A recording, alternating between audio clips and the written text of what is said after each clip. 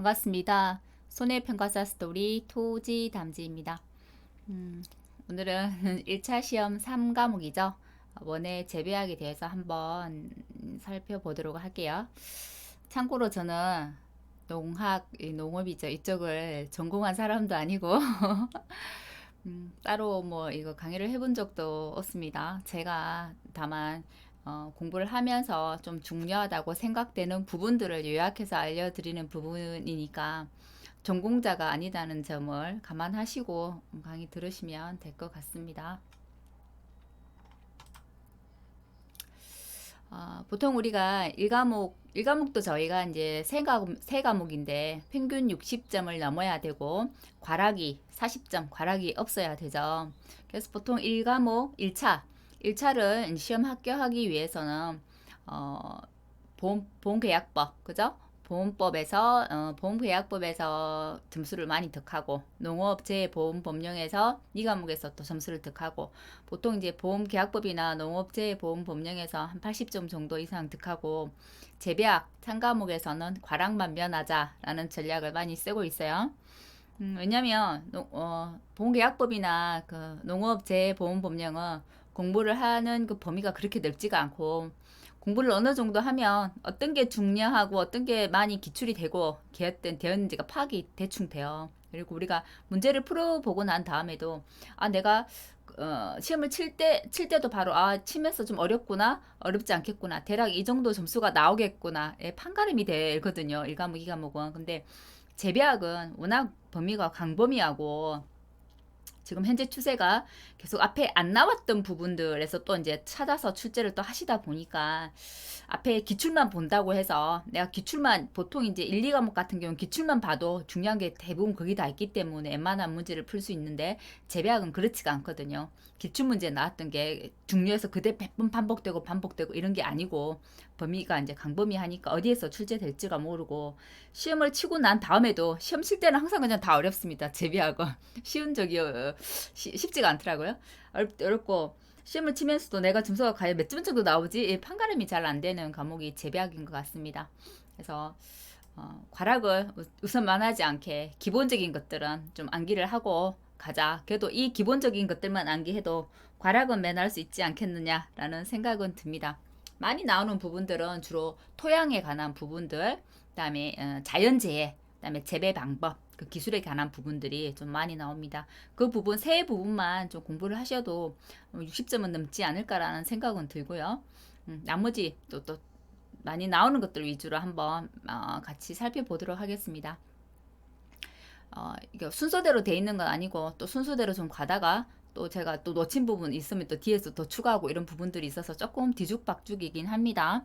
그래서 제가 정리한 부분이니까 또 이제 본인이 스스로 그 개인 노트를 개별 노트를 써본 노트를 준비하시는 분들은 여기에다가 또 본인이 중요하다고 생각되는 부분들을 추가해서 좀 적어놓고 공부를 해서 암기하시면 될 것 같다는 생각이 들어요. 처음에 작물이 나오죠. 작물은 우리가 그 자연적인 걸 그대로 키우는 게 아니고 재배를 하는 거잖아요. 저희가 재배해서 수량을 더 이제 많이 뭐 획득하기 위해서 또는 경제성을 높이기 위해서 저희가 이제 뭐 심는 재배하는 부분이니까 그것은 이제 기형식품 자연 그대로 이제 있는 것을 채취하는 게 아니기 때문에 작물의 경제성을 높아지려면 특정 수확 대상부의 수량이 높아져야 되기 때문에 일종의 기형 식물이라고 하더라. 이런 기본적인 용어들 좀 알아두시고요. 작물의 3요소입니다.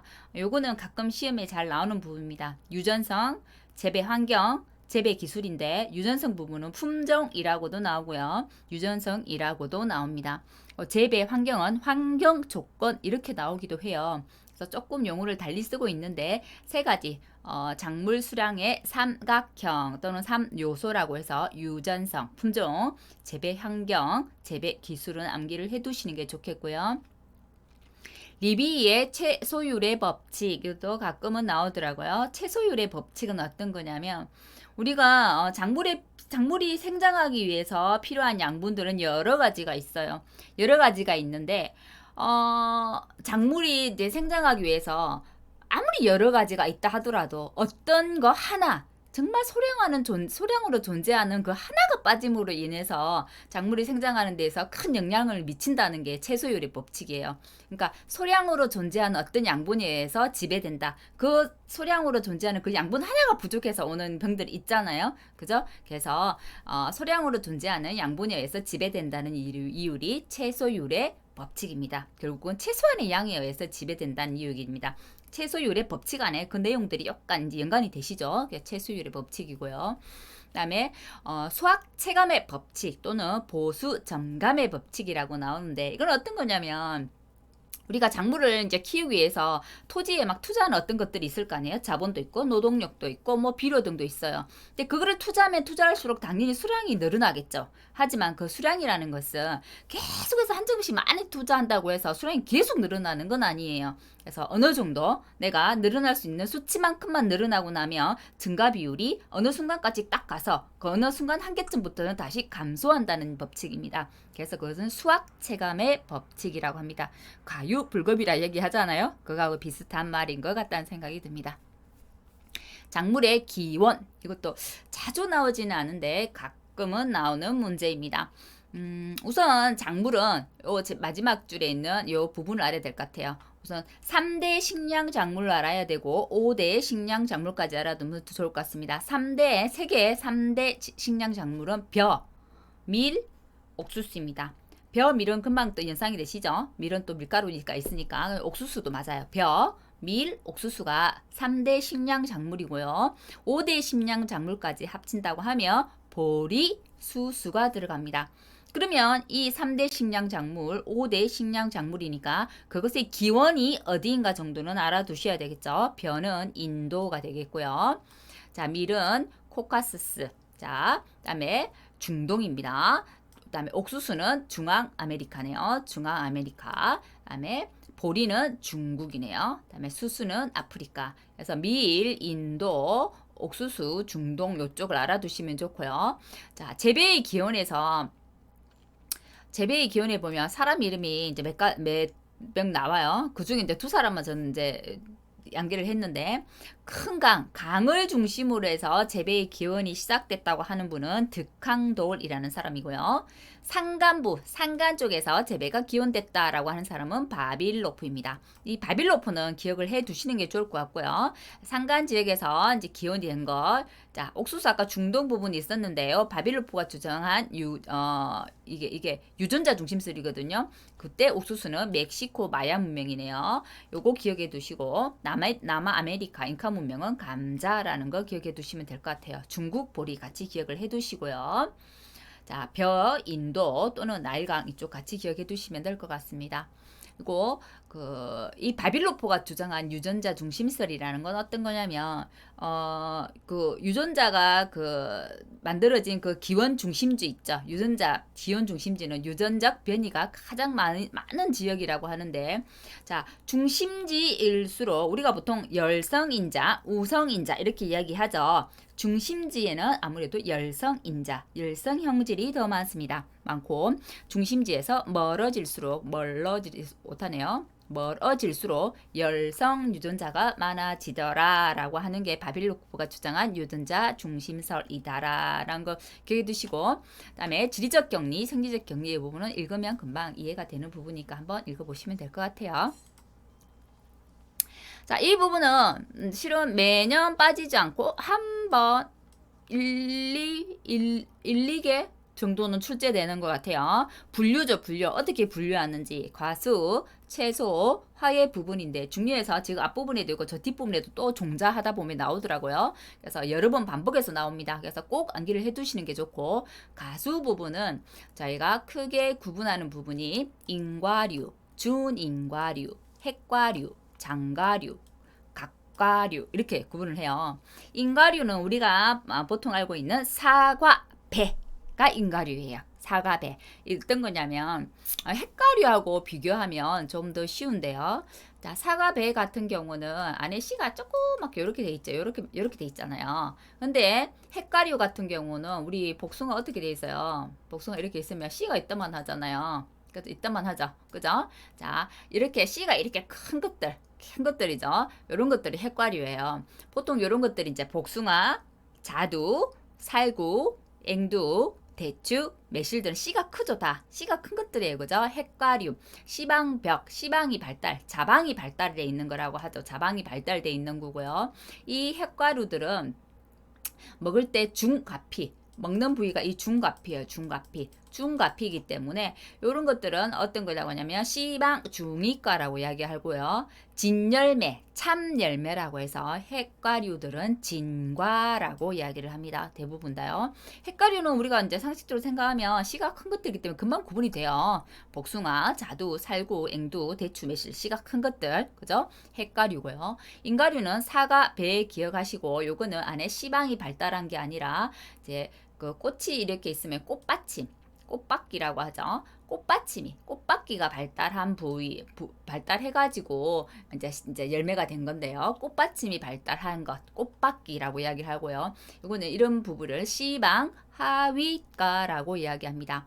이거 이런 것들은 씨방이 발달한 게 아니기 때문에 헛열매라고 해요. 헛열매. 참 열매가 아니고 그래서 이거를 위가라고 이야기합니다. 위가의 대표적인 게 이 인가류가 위가예요. 사과, 배, 모가, 비파 등이 됩니다. 준인가류는 인가류가 아닌 것들, 감귤류, 감, 석류. 준인가류는 진과에 속합니다. 참열매에 속합니다. 이게 되게 헷갈리더라고요. 장가류라고 하는 것들은 우리가 흔히 먹는 이제 과육이 많은 그 과일들 있죠. 과육이 많은 거. 그러니까 예를 들면 그냥 우리 과일을 보면 알 수 있는데요. 베리류, 딸기류, 복분자, 무화과 이렇게 그대로 그죠? 그대로 이거는 이제 씨방 상위과라고 하는데요. 이 외가피를 그대로 먹는 거, 통째로 먹는 것들 있죠. 통째로 먹는 것들이잖아요. 대부분 통째로 그대로 먹는 것들이죠. 그죠? 씨도 없고 씨가 그냥 뚜둑 박혀 있긴 하지만 통째로 먹는 것들이죠. 이런 것들이 장가류예요. 외가피를 먹고 과육이 많은 것들, 씨방 상위과에 속하는 것들이고요. 장가류는 이제 구분해서 외워야 되는데, 그러니까 인가류는 다 위가였잖아요. 핵가류는 다 진가입니다. 준인가류도 진가예요. 근데 장가류는 베리류, 딸기류, 복분자, 무화과 이런 것들은 다 위가예요. 위가. 헛열매. 씨방이 발달하지 않은 거. 근데 포도 한번 생각해보세요. 포도는 씨가 좀 안에 조금 도톰하게 크잖아요. 딸기나 복분자, 무화과는 씨를 통째로 그냥 그대로 먹어버리는데, 그죠? 다삭 박혀있는 딸기 통째로 먹어버리죠. 근데 포도 같은 경우는, 물론 씨 없는 포도도 있긴 하지만, 포도 같은 경우는 씨가 좀 있어요. 그죠? 그래서 포도는 진과에 속합니다. 장가류 중에서 포도만 진가고 나머지 다 위가라는 거, 요것도 시험에 가끔 나오더라고요. 자, 갓가류, 우리가 흔히 아는 견가류입니다. 껍질이 단단한 것들. 요건 알기 쉽죠? 밤, 호두, 아몬드, 은행들이 되고 요 뜻이 진과입니다. 채소 이제 구분 한번 볼게요. 채소는 박류, 박은 박류, 박 접붙이는 것들이죠. 박류. 그래서 오이가 조금 기억을 해두셔야 되겠네요. 멜론, 호박, 수박, 박자 들어가는 것들은 다 들어가고요. 참외, 조금 이제 기억해둘 만한 건 여주도 박류에 들어가더라. 다음에 여기서 암기해야 되는 거는 가지류입니다. 가지는 가지류가 당연하겠죠. 근데 가지류에 속하는 게 고추, 토마토 등이 있네요. 그죠? 우리가 나중에 단일 작물을 배우고 장일 작물을 배우고 중일 작물을 배우게 될 거예요. 대부분 이 가지류에 속하는 작물들이 중일 작물들입니다. 정말 온도에 크게 영향을 미치지 않는 것들. 가지, 고추, 토마토 기억해 두시기 바라고요. 또 많이 나오는 거는 요 세 개 부위입니다. 등이뿌리. 우리가 이제 이 과목에서 이제 2차 시험할 때 이 과목에서 1과목, 2과목에서 2차 시험 1과목, 2과목에서 많이 기억을 했죠. 고구마는 괴건 몇 그램 뭐 이렇게 얘기. 지금은 이제 엇방에서 사라졌지만 예전에는 뭐 괴건 400g 이상 있었죠. 그죠? 그래서 그것처럼 괴건이라는 것은 등이뿌리입니다. 등이뿌리로 가져가는 건 고구마, 마가 되겠고요. 나중에 화훼류에서는 뭐가 들어가냐면 달리아라고 나옵니다. 달리아, 괴건, 똑같은 괴건, 화훼류는 괴건이 달리아입니다. 요 다 잘 나와요. 괴건 요거 잘 나오고요.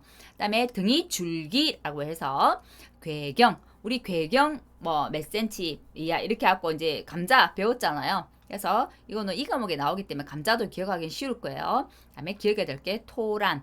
똑같은 감자지만 돼지감자는 다른 말로 뚱딴지라고 합니다.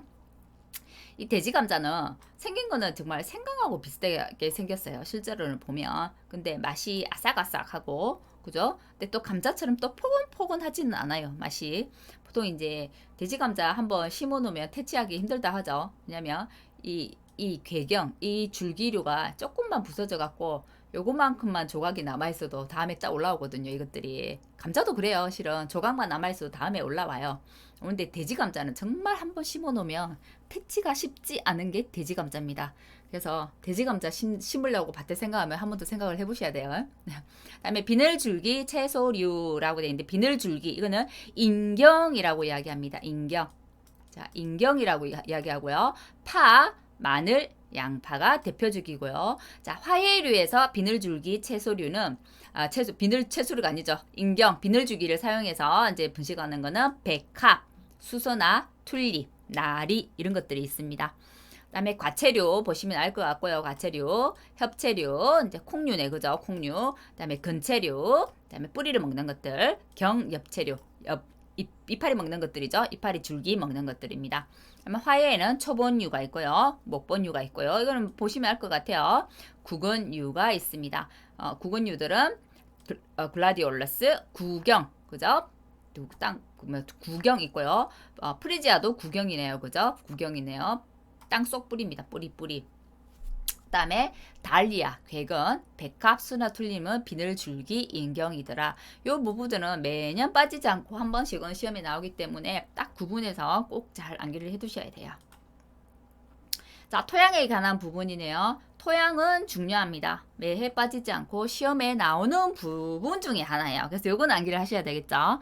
토양의 물리적인 특성들은 어떤 것이 있느냐. 보수성, 보비성, 통기성, 배수성이 있더라. 근데 가끔 잘 나온 거는 환원성 해서 나와요. 환원성은 토양이 가지고 있는 물리적인 특성은 아닙니다.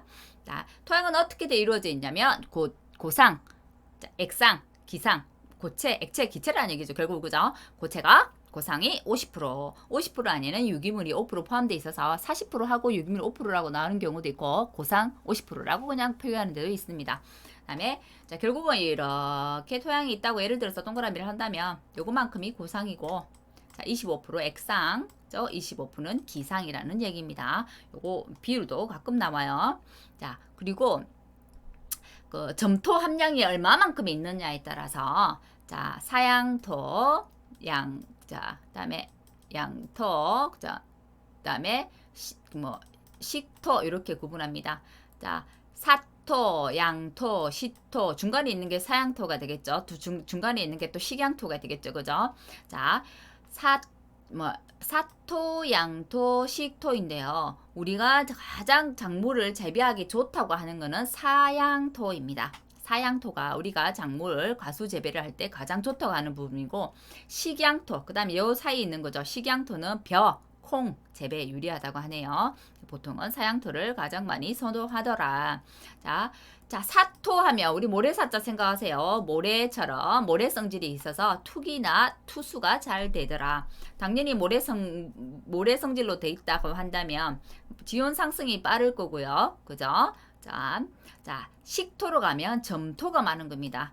촘촘하게 있다는 거죠. 촘촘하게 있기 때문에 투기, 투수가 나쁩니다. 투기, 투수가 안 된다는 말은 습해에 대한, 물에 대한 피해를 많이 입을 수 있겠죠. 그래서 자, 기억하세요. 모래 성분이 많은 거 사토, 점토 성분이 많은 거 식토, 중간은 양토, 사양토가 있고 식양토가 있는데 사양토는 가수 재배에, 식양토는 벼나 콩 재배에 유리하더라라는 거 기억해 두시면 될 것 같습니다. 토양 개량하기 위한 거는 한번 보시면 이해가 될 거고요. 자, 토양에 따라서 토양이 성분이 산성이냐 알칼리냐에 따라서 색상 변하는 거 우리가 봄에 좋아하는 수국꽃 있죠. 수국은 토양의 성질, 그 산성이냐 알칼리냐에 따라서 색깔이 다르대요. 그 품종이 달라서가 아니고 토양 때문에 그런 거예요. 산성일 때는 우리가 알고 있는 청색, 알칼리일 때는 좀 붉은색 계통의 색상을 띈다고 하네요. 자, 산성을 좋아하는 그 작물들, 그다음에 이제 산성을 좋아하는 작물들은 기리, 토란, 호밀, 수박. 자, 요 기억해 두시고요. 내건성 좀 건조해도 잘 버티는 것들이에요. 자, 건조한데 이제 건조함에 잘 버티는 작물들이 옥수수, 수수, 내건성 요건 뒷부분에도 자주 나오니까 옥수수, 수수, 내건성 기억해 두시고요. 나머지 내습성은 물을 좋아하는 거니까 물에 잘 버티는 거. 그죠? 물이 없어도 잘 버티는 거. 그죠? 밥뼈, 미나리 등이 되겠네요. 그죠? 자, 내염성, 사탕무, 모카, 양배추가 있고요. 바람에 잘 견디는 거, 포복형 작물들, 고구마나 감자 등이 되겠네요. 자, 토양의 기능들도 자주 나옵니다. 환경을 정하는 완충성이 있더라. 그럼 토양을 좋게 하기 위한 것들은 어떤 것들이 있느냐? 토양 미생물을 넣어주거나 자운형 같이 다비식물을 재배하거나 그다음에 자운형 알파파 다 마찬가지예요. 콩가 다 이제 녹비작물이고 다비작물들입니다. 다음에 녹비작물, 다음에 점토 유기물을 사용하는 거, 다음에 석회를 사용하는 거. 석회는 토양을 이제 개량하는데 아주 좋은 요소 중에 하나죠. 석회, 그죠? 석회 자주 나옵니다. 그다음에 토양 개량제를 사용하는 거, 크릴륨이나 아크릴, 소일, 그다음에 토양 피복 등을 하면 토양이 입단이 형성되어서 좋더라. 그러면 토양 입단이 형성되는 것들은 이런 건데, 토양 입단이 파괴되는 것들은 어떻게? 토양 입단 형성되는 것들, 파괴되는 것들 이렇게 두 개 비교해서 시험에 잘 나오더라고요. 입단이 파괴되는 거는 어떠냐면 잦은 경운, 갈아엎는 거죠. 그다음에 입단의 평창과 수축이 자주 일어나는 거, 결국 세월이 많이 지나간다는 얘기입니다. 그다음에 너무 습하거나 너무 건조하거나 너무 그러니까 동결됐다 해빙됐다 세월이 가면서 이제 서비용 건조 동결 해빙을 반복하는 거죠. 그다음에 강한 비나 바람, 그다음에 기억을 해두셔야 되는 건 나트륨 이온입니다. 나트륨 이온은 토양 입단을 파괴하더라. 그러면 서로 반대되는 성질을 가지는 게 석회와 나트륨이네요, 그죠? 석회는 토양에 좋은 역할을 하는 거. 나트륨은 토양 입단을 파괴하는 나쁜 역할을 하는 거라고 기억을 해두시면 될 것 같아요. 그리고 보통 우리가 작물에는 어떤 토양 성분이 좋을까라고 생각을 하면 산성은 좀 별로 그냥 느낌상 별로 안 좋을 거라고 생각을 하시는데 실은 작물을 재배하는 데는 약간 중성에서 약산성이 작물 생육에 적당한 거라는 것도 기억을 해두시면 될 것 같습니다. 자, 역시 토양 이야기 그대로 이어지고요. 수분, 공기까지 한번 보도록 할게요. 이건 1번 한번 읽어보시고요. 자, 토양 또는 식물체 내의 수분 상태를 수분 포텐셜이라고 하네요. 수분을 얼마나 함유하고 있느냐, 그걸 이야기하는 게 수분 포텐셜이에요. 이 수분 포텐셜은 우리가 보통 뭐 낮은 데서, 물은 높은 데서 낮은 데로 내려오잖아요. 그죠? 근데 토양도 마찬가지입니다. 높은 데서 낮은 데로 갑니다. 높은 데서 낮은 데, 이거 기억 잘 해두셔야 돼요. 보통은 낮은 데서 높은 데로, 농도가 연한 데서 진한 곳으로 많이 가요. 근데 수분 포텐셜은 높은 데서 낮은 데로 오더라. 높은 순서는 우리가 이제 토양, 대기, 식물이 있다고 한다면 가장 높은 거는 토양이 가장 높습니다. 그다음에 식물이 두 번째고요. 대기가 가장 낮아요. 그러면 수분 포텐셜은 높은 데에서 낮은 데로 이동한다고 했기 때문에 그렇게 되면 토양 순서가 그다음에 식물, 대기 이렇게 되겠죠.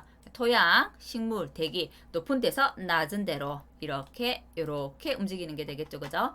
자, 그래서 식물체는 토양으로부터 수분을 빨아들이고 식물체는 또 증발에 의해서 대기로 날아가죠. 그죠? 그렇게 해서 수분 포텐셜 기억하시면 될 것 같고요.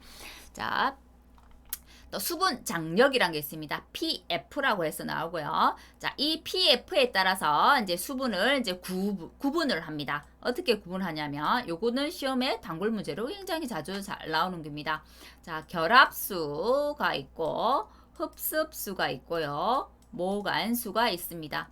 결합수는 PF가 7.0 이상, 흡습수 요 부분은 4.5, 모간수를 기억하는 거는 2.7. 그럼 2.7에서 4.5 사이, 4점에서 7.0 사이 이렇게 되겠죠. 흡습수, 그죠?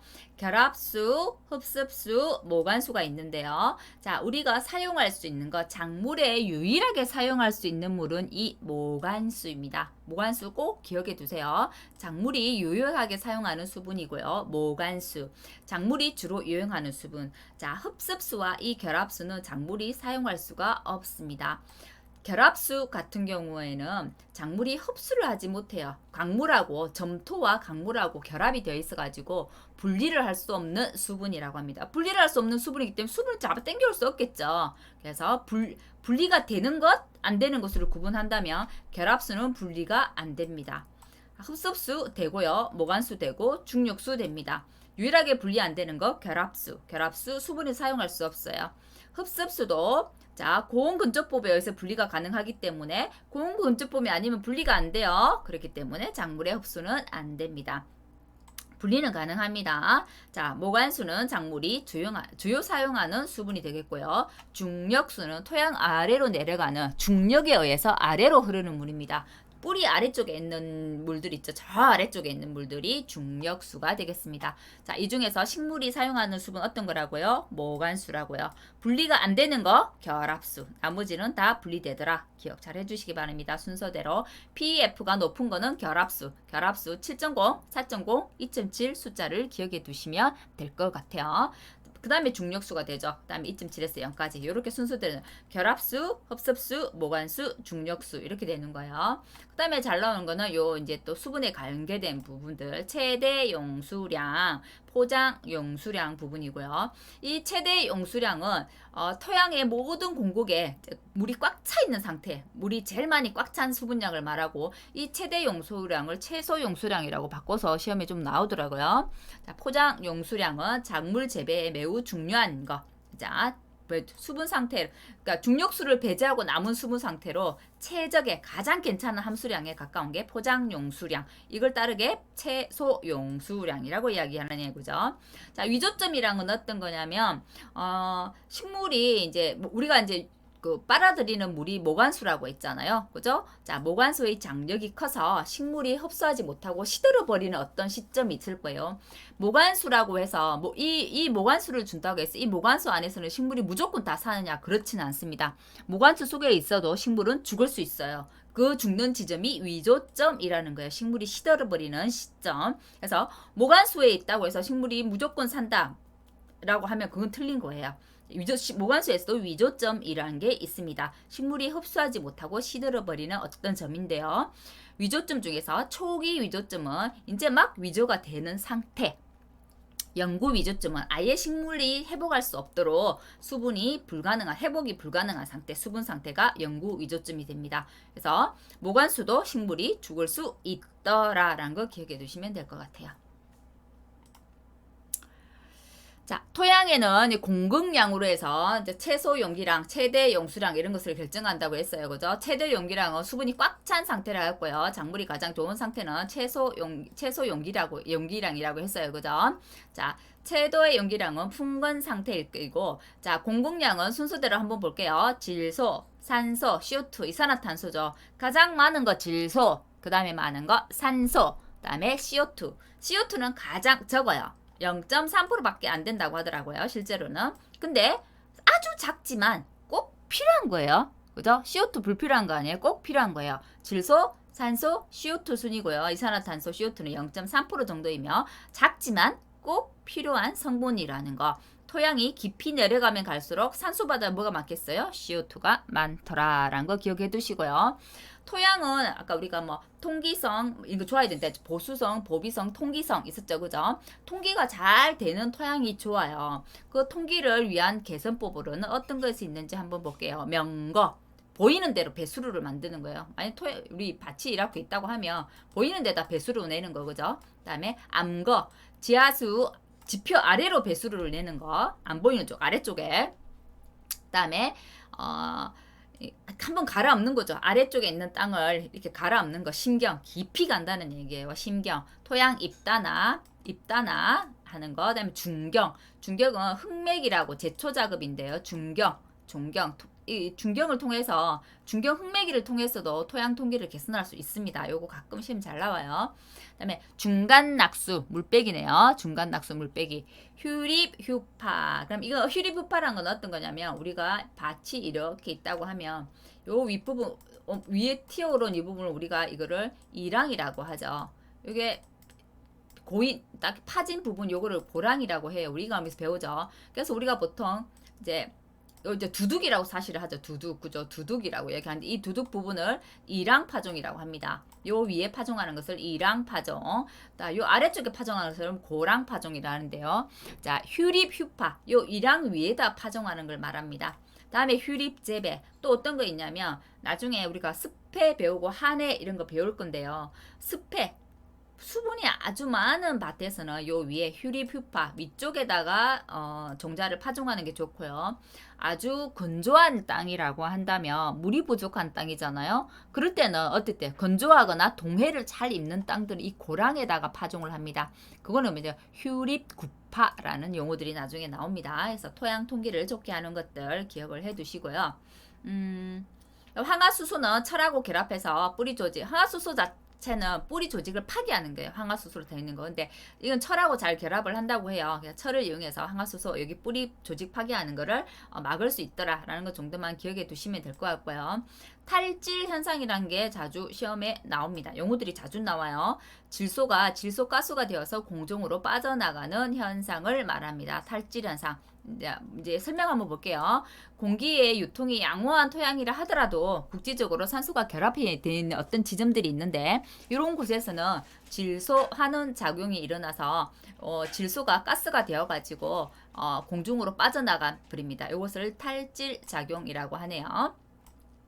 자, 이제 그 탈질 작용들을 막기 위한 것들이 어떤 것들이 있냐면 우리가 질소질을 줄 때 질소는 이렇게 공중으로 하는데여서 나오는데 탈질 현상인데 빠져나가지 않도록 하기 위해서는 요 위쪽에다 바로 공기하고 결합해가 요쪽에 결합해갖고 바로 빠져나가기 전에 아래쪽 그죠 토양 깊이 아래쪽에다 시비를 해버리면 요 아래쪽에서 있기 때문에 이거 빠져나가지 않거든요. 그래서 저 암모니아태 질소들은 심청 시비 저 아래쪽에다 시비를 한다는 거 심청 시비라고 합니다. 그래서 이 심청 시비를 통해서 암모니아태 질소는 질소가 토양에 잘 흡착되도록 하는 시비라고 얘기를 합니다.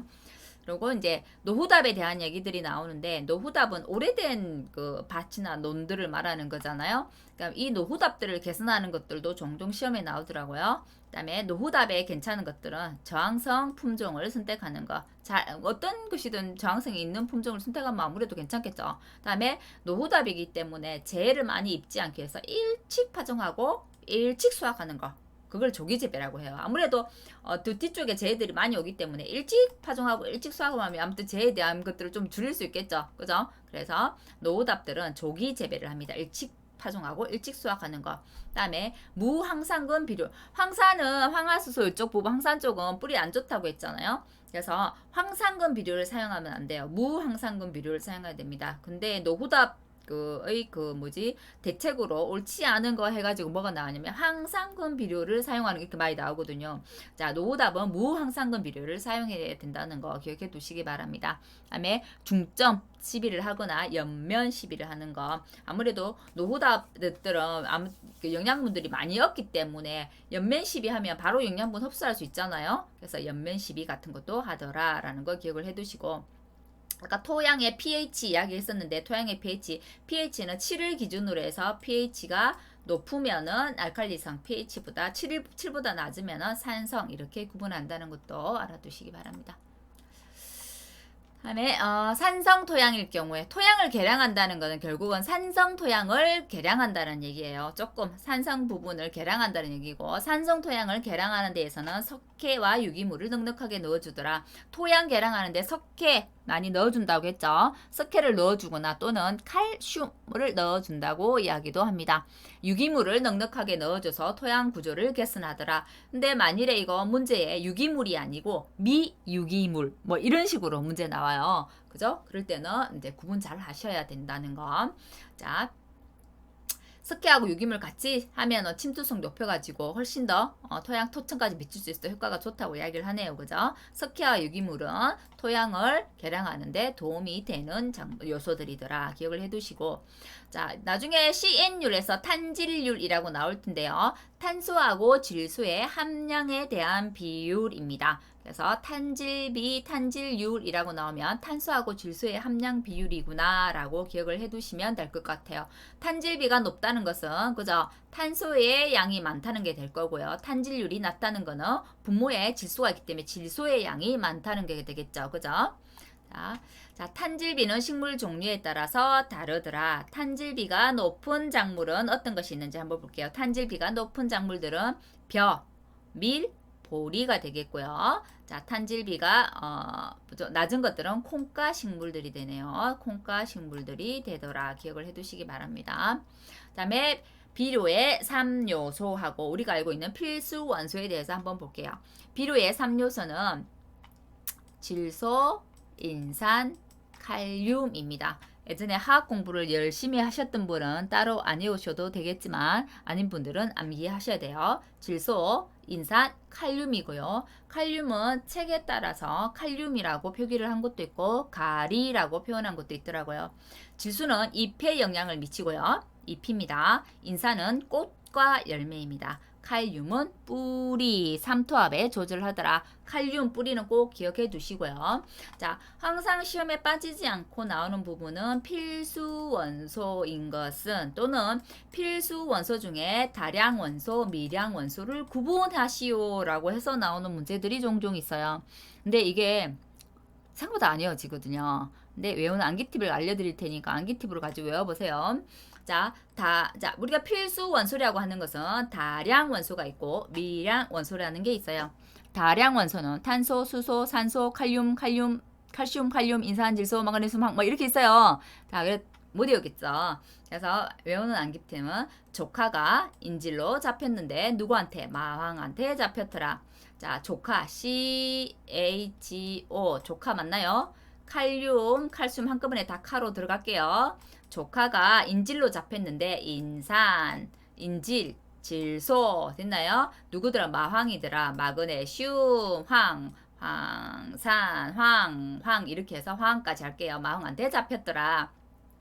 조카가 인질로 잡혔는데 마왕한테 잡혔더라. 그죠? 다음에 미량 원소는 몰리브덴, 염소, 철, 망간, 구리, 붕소, 아연이에요. 이것도 외우기가 힘들죠. 그래서 조금 할머니한테 미안하지만 몰염치안, 몰리브덴, 염소의 몰염치안, 할망구를 철이 없는 할망구에서 철망구 이름이 붕하더라 라고 외웠습니다. 저는 몰염치안 철망구가 붕하더라. 몰리브덴, 염소, 철, 망간, 구리, 붕소, 아연 이렇게 외웠고요. 자, 필수 원소가 아닌 것은 꼭 기억을 해두셔야 돼요. 나트륨과 규소가 아닌데요. 나트륨을 넣거나 규소를 넣거나 이렇게 해서 잘 나오더라고요. 나트륨은 필수 원소 많이 들어봤기 때문에 필수 원소인 것 같아요. 나트륨인데 나트륨 아니라는 거. 규소도 기억을 해두시기 바랍니다. 벽과 화분과 식물에서 규소는 어떤 역할을 하냐면 몸을 우리 보통 물 속에 있잖아요. 벼는 그래서 내병성을 가지는 역할을 합니다. 몸을 지탱해주고 벼의 그 표피 조직을 규절화시켜주는 거, 규질화시키는 거. 결국은 수세를 좋게 한다는 얘기죠. 수세를 좋게 하는 거, 그죠? 벼를 튼튼하게 하는 역할을 하는 게 규소라는 거예요. 그죠? 벼하고 아주 밀접한 관련이 있는 게 뭐더라? 규소더라라는 거 기억해 두시면 될 것 같아요. 작물의 흡수와 한해 이제 자연재해 쪽으로 쭉쭉 넘어가네요. 그죠? 작물 볼게요. 삼투 현상, 삼투압 현상이라고 나와요. 삼투압은 우리 안 들어봐도 알죠? 그죠? 수분이 그게 안으로 뚫고 들어가는 걸 삼투압이라고 하잖아요. 빨아들이는 거, 그죠? 삼투를 일으키는 압력을 삼투압이라고 하더라. 근데 삼투압이 돼서 세포가 이렇게 커져요. 막 키우는 압력을 팽압이라고 하고요. 이게 너무 또 늘어나면 이걸 다시 이렇게 안쪽으로 수축해서 막아야 되는 압력들이 있죠. 평압이고 이렇게 막으려고 하는 압력은 막압이라고 합니다. 평압이 있고 막압이 있더라. 기억을 해두시고요. 자, 뭐 팽만 상태 이런 거는 한번 읽어보시면 될 것 같아요. 그다음에 자주 나오는 거는 요소량이라는 거 나오네요. 그죠? 자, 건물 1g, 작물을 건조하는 건물 1g을 만드는데 소비되는 수분량을 요소량이라고 하는데요. 자, 요수량이네. 요소량이 아니고죠. 요수량이네요. 요수량이라고 하는데 이 요수량이 큰 것에서 작은 것. 자, 요수량이 크다는 것은 결국은 물이 많아야 되는 작물이라는 거잖아요. 자, 그죠? 건물 1g을 생산하는 소비하는 수분량이기 때문에 건물 1g 생산하는데 물이 많이 드는 것들, 필요한 것들은 명아주, 호박, 오이, 요수량이 많은 것들이고요. 자, 이거 다 외우지는 못해요. 많은 것들, 명아주, 호박, 오이 정도 기억해 두시고요. 요수량이 적어. 물이 없어도 괜찮은 것들, 작물을 잘 생산할 수 있는 것들, 건물을, 옥수수, 기장 기억해 두시기 바랍니다. 예전에 호박, 요수량이 많은 거, 가장 많은 게서 호박이 나왔을 거예요. 저 이름이 실은 저는 토지 담지잖아요. 실은 제 이름이 명아거든요. 그래서 저는 이 요수랑 명아주를 까먹지를 않아요. 명아주가 요수량이 제일 많습니다. 그 다음에 호박이고 오이가 되겠습니다. 저를 기억하세요. 명아주는 요수량이 많습니다. 요수량 아니고 요수량이네요. 자, 요수량의 정의 이렇게 해서 또 나옵니다. 시험에 가끔 나오고요. 요수량이 많은 거, 적은 거, 많은 거는 명아주, 호박 기억하시고 적은 거는 옥수수, 기장을 기억해 두시기 바랍니다. 그리고 종종 계속해서 시험에 빠지지 않고 잘 나오는 거는 물의 역할. 우리가 지금 작물에서 물이 하는 역할은 굉장히 많아요. 식물체의 구성 물질 중 성분 중에 하나고 원행질의 생활 상태를 유지하고 피로 물질을 흡수할 때 움직이는 그 안에서 움직여주는 용매 역할을 하고 그죠?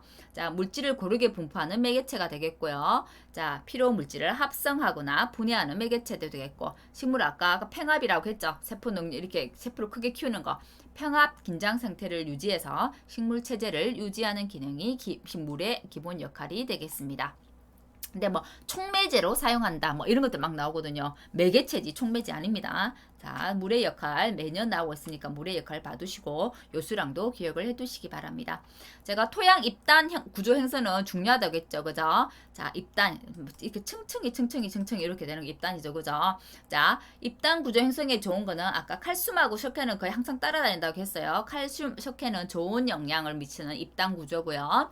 자, 아까 했던 거 그대로 나와요. 산성 토양 개량할 때, 토양 개량할 때 사용하고 토양의 입단화, 칼슘 석회들, 수분 감소, 자, 그다음에 저장고에 CO2를 제거하는 거, 그다음에 세포백을 강화하는 것들, 그다음에 가장 많이 나오는 거는 칼슘이 부족했을 때 오는 병 이게 잘 나와요. 우리 작물에서 칼슘이 부족할 때 있는 병들이 사과에는 고두병이라는 게 있고요. 토마토에는 배꼽 썩은병이라고 있어요. 일종의 생리장애가 되겠네요. 칼슘 부족 시에 오는 병들입니다. 자주 나오고요. 배추에도 잎에 어떤 썩은병 이런 게 있더라고요. 사과, 토마토, 배추에 이런 칼슘이 부족했을 때 오는 병들은 꼭 암기해 두시기 바랍니다. 그다음에 광합성 작용에 대한 거네요. 아무리 또 그러니까 작물은 식물 이제 이러다 보니까 광합성 작용을 하잖아요. 우리 예전에 그 배웠던 거 한번 기억을 떠올려 보세요. 생물 시간에. 그죠? 자, 식물은 낮에는 광합성을 하고, 그죠? 동화작용을 하고, 밤에는 호흡을 한다라고 배웠죠. 낮에는 광합성을 하기 때문에 CO2를 많이, 그죠? CO2를 흡수하고 호흡을 하게 되죠. 그죠? 흡수하고 밤에는 호흡을 하기 때문에 CO2를 오히려 방출을 하게 되죠. 낮에는 CO2를 흡수하고 밤에는 CO2를 방출하게 되는 겁니다. CO2를 흡수하는 과합성 작용을 동화작용이라고 이야기합니다. 자, 그래서 식물은 이산화탄소가 높아지면은 광합성이 훨씬 더 증대됩니다. 자, 그 다음에 탄산12. 식물이 자라기 위해서는 이 이산화탄소가 꼭 필요합니다. 꼭 필요한. CO2를 흡수하기 때문에, 흡수해서 광합성을 하기 때문에 이산화탄소가 필요한데요. 밖에 노지에서 키운다고 했을 때는 그냥 놔두면 돼요. 자연적으로 알아서 크니까. 근데 만일에 시설 재배라고 한다면, 광합성을 하고 나면 CO2를 자기들이 흡수를 했잖아요. 흡수를 하고 나면 CO2가 모자라요. 그 시설 재배에서는 우리가 하우스 재배를 이렇게 했을 때는 그래서 하우스 재배하는 작물들에는 밖에 이렇게 따로 CO2를 이제 저장해가지고 넣어주는 게 있습니다. 보통 이제 뭐 하우스 같은 거 지나다니면 뭐 이렇게 동그란 탱크 같은 거 하얀 거 밖에 있는 거 서 있는 거 보셨는가 모르겠어요. 그거를 이제 여기 이제 탄산이 들어있어요 여기에. 그래서 이 탄산을 여기 하우스로 넣어주는 겁니다. 이산화탄소를 공급해 주는 거예요. 인위적으로. 왜냐면 이산화탄소를 먹어버리고 밤에는 호흡이 있고 CO2를 방출한다 하더라도 낮에 먹은 것만큼 방출하지 않거든요. 그래서 CO2가 항상 모자랍니다. 시설 재배에서는. 그래서 인위적으로 CO2를 넣어주게 되고요. 인위적으로 이산화탄소를 이렇게 넣는 것을 탄산시비라고 합니다. 한 번씩 이제 하우스 지나가다가 눈여겨 안 보셨을 텐데 한번 보시기 바랍니다. 이렇게 액체카스 큰 것들 밖에 보면 있어요. 그게 탄산을 시비하기 위한 것들입니다. 그다음에 자주 나오는 거. 그다음에 이산화탄소 보상점, 광보상점이라고도 이야기하고요. 이산화탄소 포화점, 광포화점이라고도 이야기합니다. 이산화탄소 보상점은 이제 강합성에 의한 유기물의 그 생성 속도, 호흡에 의한 유기물의 소모 속도, 광합성과 호흡의 이 속도가 똑같아지는 지점이에요. 딱 0이 되는 지점, 보상점. 딱 0이 둘이 같아지는 겁니다. 둘의 활동이 같아지는 거고요. 포화점은 어떤 거냐면 강합성 속도가 이제 이산화탄소 농도가 높다고 한다면 경합성이 훨씬 잘 될 거 아니에요. 잘 되지만 항상 어떤 것 가요불급이라고 했죠. 잘 돼가다가도 계속 잘 되는 게 아니라 어느 한계에 가면 그 한계까지만 강합성 속도가 빨라지고 더 이상 정대되지 않는 어떤 상태들이 있죠. 도달되는 한계점들이 있어요. 그 한계점을 이산화탄소 포화점이라고 합니다. 근데 이산화탄소 보상점과 포화점을 바꿔가지고 시험 문제에 잘 내더라고요. 그래서 보상점은 둘이 역할이 똑같아지는 거, 호흡과 강합성 똑같아져서 0이 되는 딱 시점. 포화점은 계속해서 이산화탄소가 높으면 강합성이 속도가 증가되겠지만 어느 한계에 가서는 한계점에 이르러서 더 이상 올라가지 않는 게 포화점이 되겠습니다.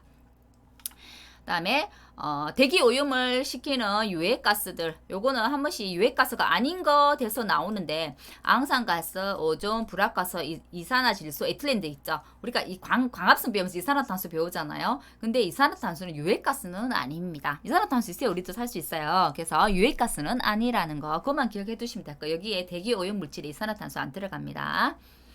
그다음에 한 번도 출제되지 않다가 작년에 처음으로 출제된 게 이 C3, C4 캠 식물인데요. C3 식물을 3탄광 식물, C4 식물을 4탄광 식물이라고 이야기하는데요. C3 식물, C4 식물을 어떻게 구별을 하면 되냐면 만일에 날씨가 건조해지면 우리가 그 입도 숨을 쉬잖아요. 숨을 쉬는 게 기공, 입 뒤쪽에 있는데요. 기공을 날이 건조하면 기공을 닫아버려요. 닫아버리고 이산화탄소 양이 점점 기공을 닫아버린다는 것은 광합성 제도 안 한다는 거잖아요. 이산화탄소가 점점 낮아지게 되면서 광합성을 하지 않고 광호흡을 해버립니다. 낮에도. 그런 식물들이 보통 건조해서 강호흡을 하는 식물을 C3 식물이라고 이야기를 하고요. C3 식물의 대표적인 건 우리가 알고 있는 벼입니다. 벼, 보리 이런 것들은 C3 식물이고요. C4 식물은 날이 건조해도 건조에 잘 견디는 식물이에요. 건조를 해도 기공을 닫지 않고 광합성을 그대로 하는 식물이에요. 그런 것들은 내건성 식물이라 하죠. 건조에도 잘 견디는 식물. 아까 내건성 식물이 뭐가 있었어요? 옥수수, 수수 기억나시나요? 옥수수, 수수는 C4 작물이고 식물이고요. C3을 3탄광, C4를 4탄광이라고 이야기합니다. 그래서 C3, C4를 구분하는 문제가 작년에 나왔습니다. 벼와 옥수수를 예를 들어서 나왔고요. 자, C4 식물은 어떤 거에 이제 사람들이 많이 이거 어려워서 못 푸느냐면 C4 식물은 광포화점이 낮습니다. 낮고 대신 강보상점이 낮아요. 보상점은 낮고 포화점은 높습니다. 결국은 광합성을 더 이상 하지 못하는 시기, 어느 정도까지 갔다가 광합성 효율이 떨어지는 시기가 높다는 얘기입니다. 한참 더 가서 포화점이 있고 다시 강보상점, 광합성과 호흡이 딱딱 둘의 역할이 똑같아져서 0이 되는 이 광보상점은 낮다는 얘기입니다. 낮고 높은 거, 그죠? 낮고 높은 거. 강보상점은 낮고 포화점은 높은 게 C4 식물이더라. C4 식물은 내건성에 강하고 내건성 식물이 되고요. 옥수수, 수수 등이 해당되더라. 아주 제한된 조건에서도 강합성이 유리하더라. 왜 그러냐고 하면 탄소를 탄소화물로 고정시키는 효소들을 가지고 있기 때문에 그렇대요. 그래서 날이 덥고 건조해도 기공을 닫아서 광합성을 하지 않는 게 아니라 그 어려운 조건 속에서도 광합성을 잘 하는 거. 그게 C4, 사탄강 식물이 됩니다. 그 다음에 구분해서 캠 식물이라고 나오는데요. 같이 묶어서 보통 나와요. C3, C4, 캠 식물이 나오는데 캠 식물은 우리가 알고 있는 껍질이 두꺼운 것들. 파인애플 생각해보세요. 껍질 아주 두껍잖아요. 다육질, 아주 껍질이 두꺼운 거 또는 물을 많이 함유하고 있는 다육식물들. 그래서 그런 것들이 C캠 식물이고요. 이 캠 식물은 우리는 보통 밤에는 호흡을 하잖아요. 그죠? 호흡을 하잖아요. 근데 밤에 공기를 열어서 CO2를 고정하는 역할을 하는 게 이 캠 식물입니다. 큐티클층, 이 바깥층이 두껍고요. 다육질로 되어 있더라. 대표적인 게 파인애플, 바나나, 다육식물, 돌나물. 돌나물 그 만지면 그 물처럼 물컹하잖아요. 다육식물도 물이 많잖아요. 그죠? 그래서 파인애플, 껍질이 두껍죠. 바나나도. 파인애플, 바나나 껍질이 두꺼운 것들 또는 물을 많이 가지고 있는 다육질들은 캠 식물이더라 라고 기억해 두시면 될 것 같아요. 자, 작물의 생리작용에 미치는 것은 이제 파장들이 있는데요. 광들이 굉장히 일장, 온도 이런 것 광들도 굉장히 중요한데요. 우리가 광합성을 하는데 가장 좋은 광은 적색광과 청색광이라고 하고요. 대부분은 모든 어떤 뭐에 좋은 거 하면 대부분 적색광이 답이에요. 광합성은 적색광도 되고 청색광도 되더라. 가장 효과적인 거. 그다음에 청색광 유일하게 좋은 거는 굴광 현상 일으키는 거였어요. 청색광, 청색광일 때 굴광 현상을 일으켜요. 나머지는 전부 적색광하고 연관이 있는데 굴광 현상이라는 건 이런 거예요. 예를 들어 우리가 해바라기를 예를 들면 해가 이렇게 있으면 해바라기는 해를 따라서 이렇게 따라가잖아요. 햇빛 광 따라가잖아요. 이게 굴광 현상이죠. 그래서 해바라기하고 연관이 있는 거예요. 해바라기가 요 꺾어지는 요 시점에는 이게 옥신하고 관계가 있다고 하더라고요. 이렇게 많이 나오는 그게 호르몬이 이게 옥신하고 관계 있는 거 굴광 이렇게 기억을 해두시면 될 것 같아요. 자, 강합성은 요거는 읽어보시면 알 것 같고요. 그죠? 자, 강합성의 이제 정의죠. 일종의 강합성은 빛을 이용해서 물과 CO2가 포도당과 산소가 되는 과정이더라. 그죠? 자, 빛과 무관하게 명반응에서 생성된 물질을 소비해서 포도당을 합성하는 암 반응이 있더라. 보시면 될 것 같고요. 강합성의 좋은 건 빛이에요. 빛이 더 세거나 온도가 올라가거나 CO2 이산화탄소 필요할 때잖아요. CO2가 많거나 근데 항상 제가 과한 것은 부족한 것보다 못하다 했죠. 어느 정도까지 이어야지 이게 너무 많다고 하면 그 순간에서부터 있고 어느 정도부터는 활발해지지 않는다고 했어요. 강합성 그죠? 그게 아까 이산화탄소 포화점이라고 말씀드렸죠. 자, 어느 순간까지는 높이 올라가면 갈수록 증가하지만 어느 정도까지이고 그 일정 정도를 넘어서 버리면 더 이상은 한계가 있어서 더 증가되지는 않더라. 하지만 증가되는 요소들은 빛, 온도, CO2 농도 등이 있더라. 아까 강포화점, 강보상점은 이산화탄소 포화점, 이산화탄소 보상점하고 같은 내용입니다. 같은 개념이기 때문에 그거 보시면 될 것 같아요. CO2 농도 인위적으로 높여주는 거 탄산10이라고 아까 말씀드렸죠. 그죠? 시설 작물 같은 거. 자, 빛이 부족하면은 헛자랍니다. 빛이 부족하면 보통 어떤 현상이 있냐면 빛이 부족하면 튼튼하게 단단하게 이렇게 짱짱하게 우리가 짱짱하게 자란다 이런 말 하죠. 자라지를 않고 빛이 모자라면 이렇게 가늘게 이렇게 길게 헛자란다는 거예요. 가늘고 길게 자란다는 얘기입니다. 근데 빛을 없애가지고 차광 재배해서 먹는 작물들이 있어요. 그런 게 대표적인 게 뭐냐면 이제 연백화라고 해요. 연화라고 하는데 우리가 땅 속에 있는 땅두릅들은 요 잎보다는 밑에 하얀 부분이 더 많아야 되잖아요. 땅을 북돋아 줍니다. 배토 이렇게 북돋아져서 이렇게 하얀 부분을 더 많이 만들어내는 거예요. 파 그렇죠. 파는 우리 아는 대파 생각해 보세요. 대파 하얀 부분이 있고요, 파란 부분이 있어요. 하얀 부분 이게 많을수록 상품이에요. 그래서 이렇게 연화 재배하는 거. 그다음에 부추, 샐러리들 이런 연화 재배, 차광 재배에서 좋은 것들은 땅두릅, 파, 부추, 샐러리들이 있더라. 빛이 부족하면 헛자라는데 차광 재배를 해서 연화 재배해야 되는 것들이 있더라. 그게 대표적으로 땅두릅, 파, 부추, 샐러리. 샐러리도 우리 잎을 먹는다기보다는 요 밑에 요 줄기 요 부분 먹잖아요. 그래서 그래요. 다음에 이제 시험에 자주 나오는 자연재해에 관한 부분이네요.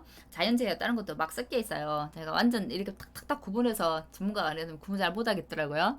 그래서 막 책 보면서 이것도 중요하고 저것 중요하고 이렇게 가면서 중요한 걸 뽑다 보니까 막 섞여 있어요. 자, 이제 토양에 좋은 것들, 토양을 보호하는 것들은 어떤 것들이 있는지 볼게요. 당구식 재배. 계단식 재배입니다. 이렇게 계단식 재배. 그다음에 토양 유실을 방지하기 때문에 그래요. 자, 대상 재배. 작물과 목초를 섞어서 교대로 배열해서 재배하는 것. 자, 그다음에 침식 방지가 있고 지력 증가가 있네요. 아무래도 침식 방지 되겠죠, 그죠? 이제 땅에 이제 지력을 높여주는 지력 증가도 되겠고요. 등고선 경작 이것도 자주 넣더라고요. 등고선을 따라 재배하는 거. 그다음에 토양 피복 등이 있더라. 이런 거 한번 읽어보시면 될 것 같네요. 풍해, 바람에 의한 어떤 피해죠, 재해죠. 풍해를 이제 방지하기 위해서는 우리가 보통 방풍림 성취한다 하잖아요. 방풍림. 그다음에 이렇게 작물이 있고 밭이 이렇게 있다면 이렇게 나무 세우는 거예요. 나무 또는 방풍망을 설치하는 거죠. 그죠? 자, 이런 것들은 자, 그 어떻게 일양을 풍향과 어떻게 직각되게 봐도 브릿지에서 이렇게 직각되게 해야만 풍향 막아주겠죠, 그죠? 그래서 직각 재배한다는 거 이거 수평 재배하더라, 뭐 같은 방향으로 재배하더라 이렇게 바꿔서 시험에 나오더라고요. 직각 재배하더라라는 거 기억해 두시고 우리가 강풍에 의한 표현을 우리 이 과목에서 배우잖아요. 보통 우리가 특정 위험에서는 이 과목에서 14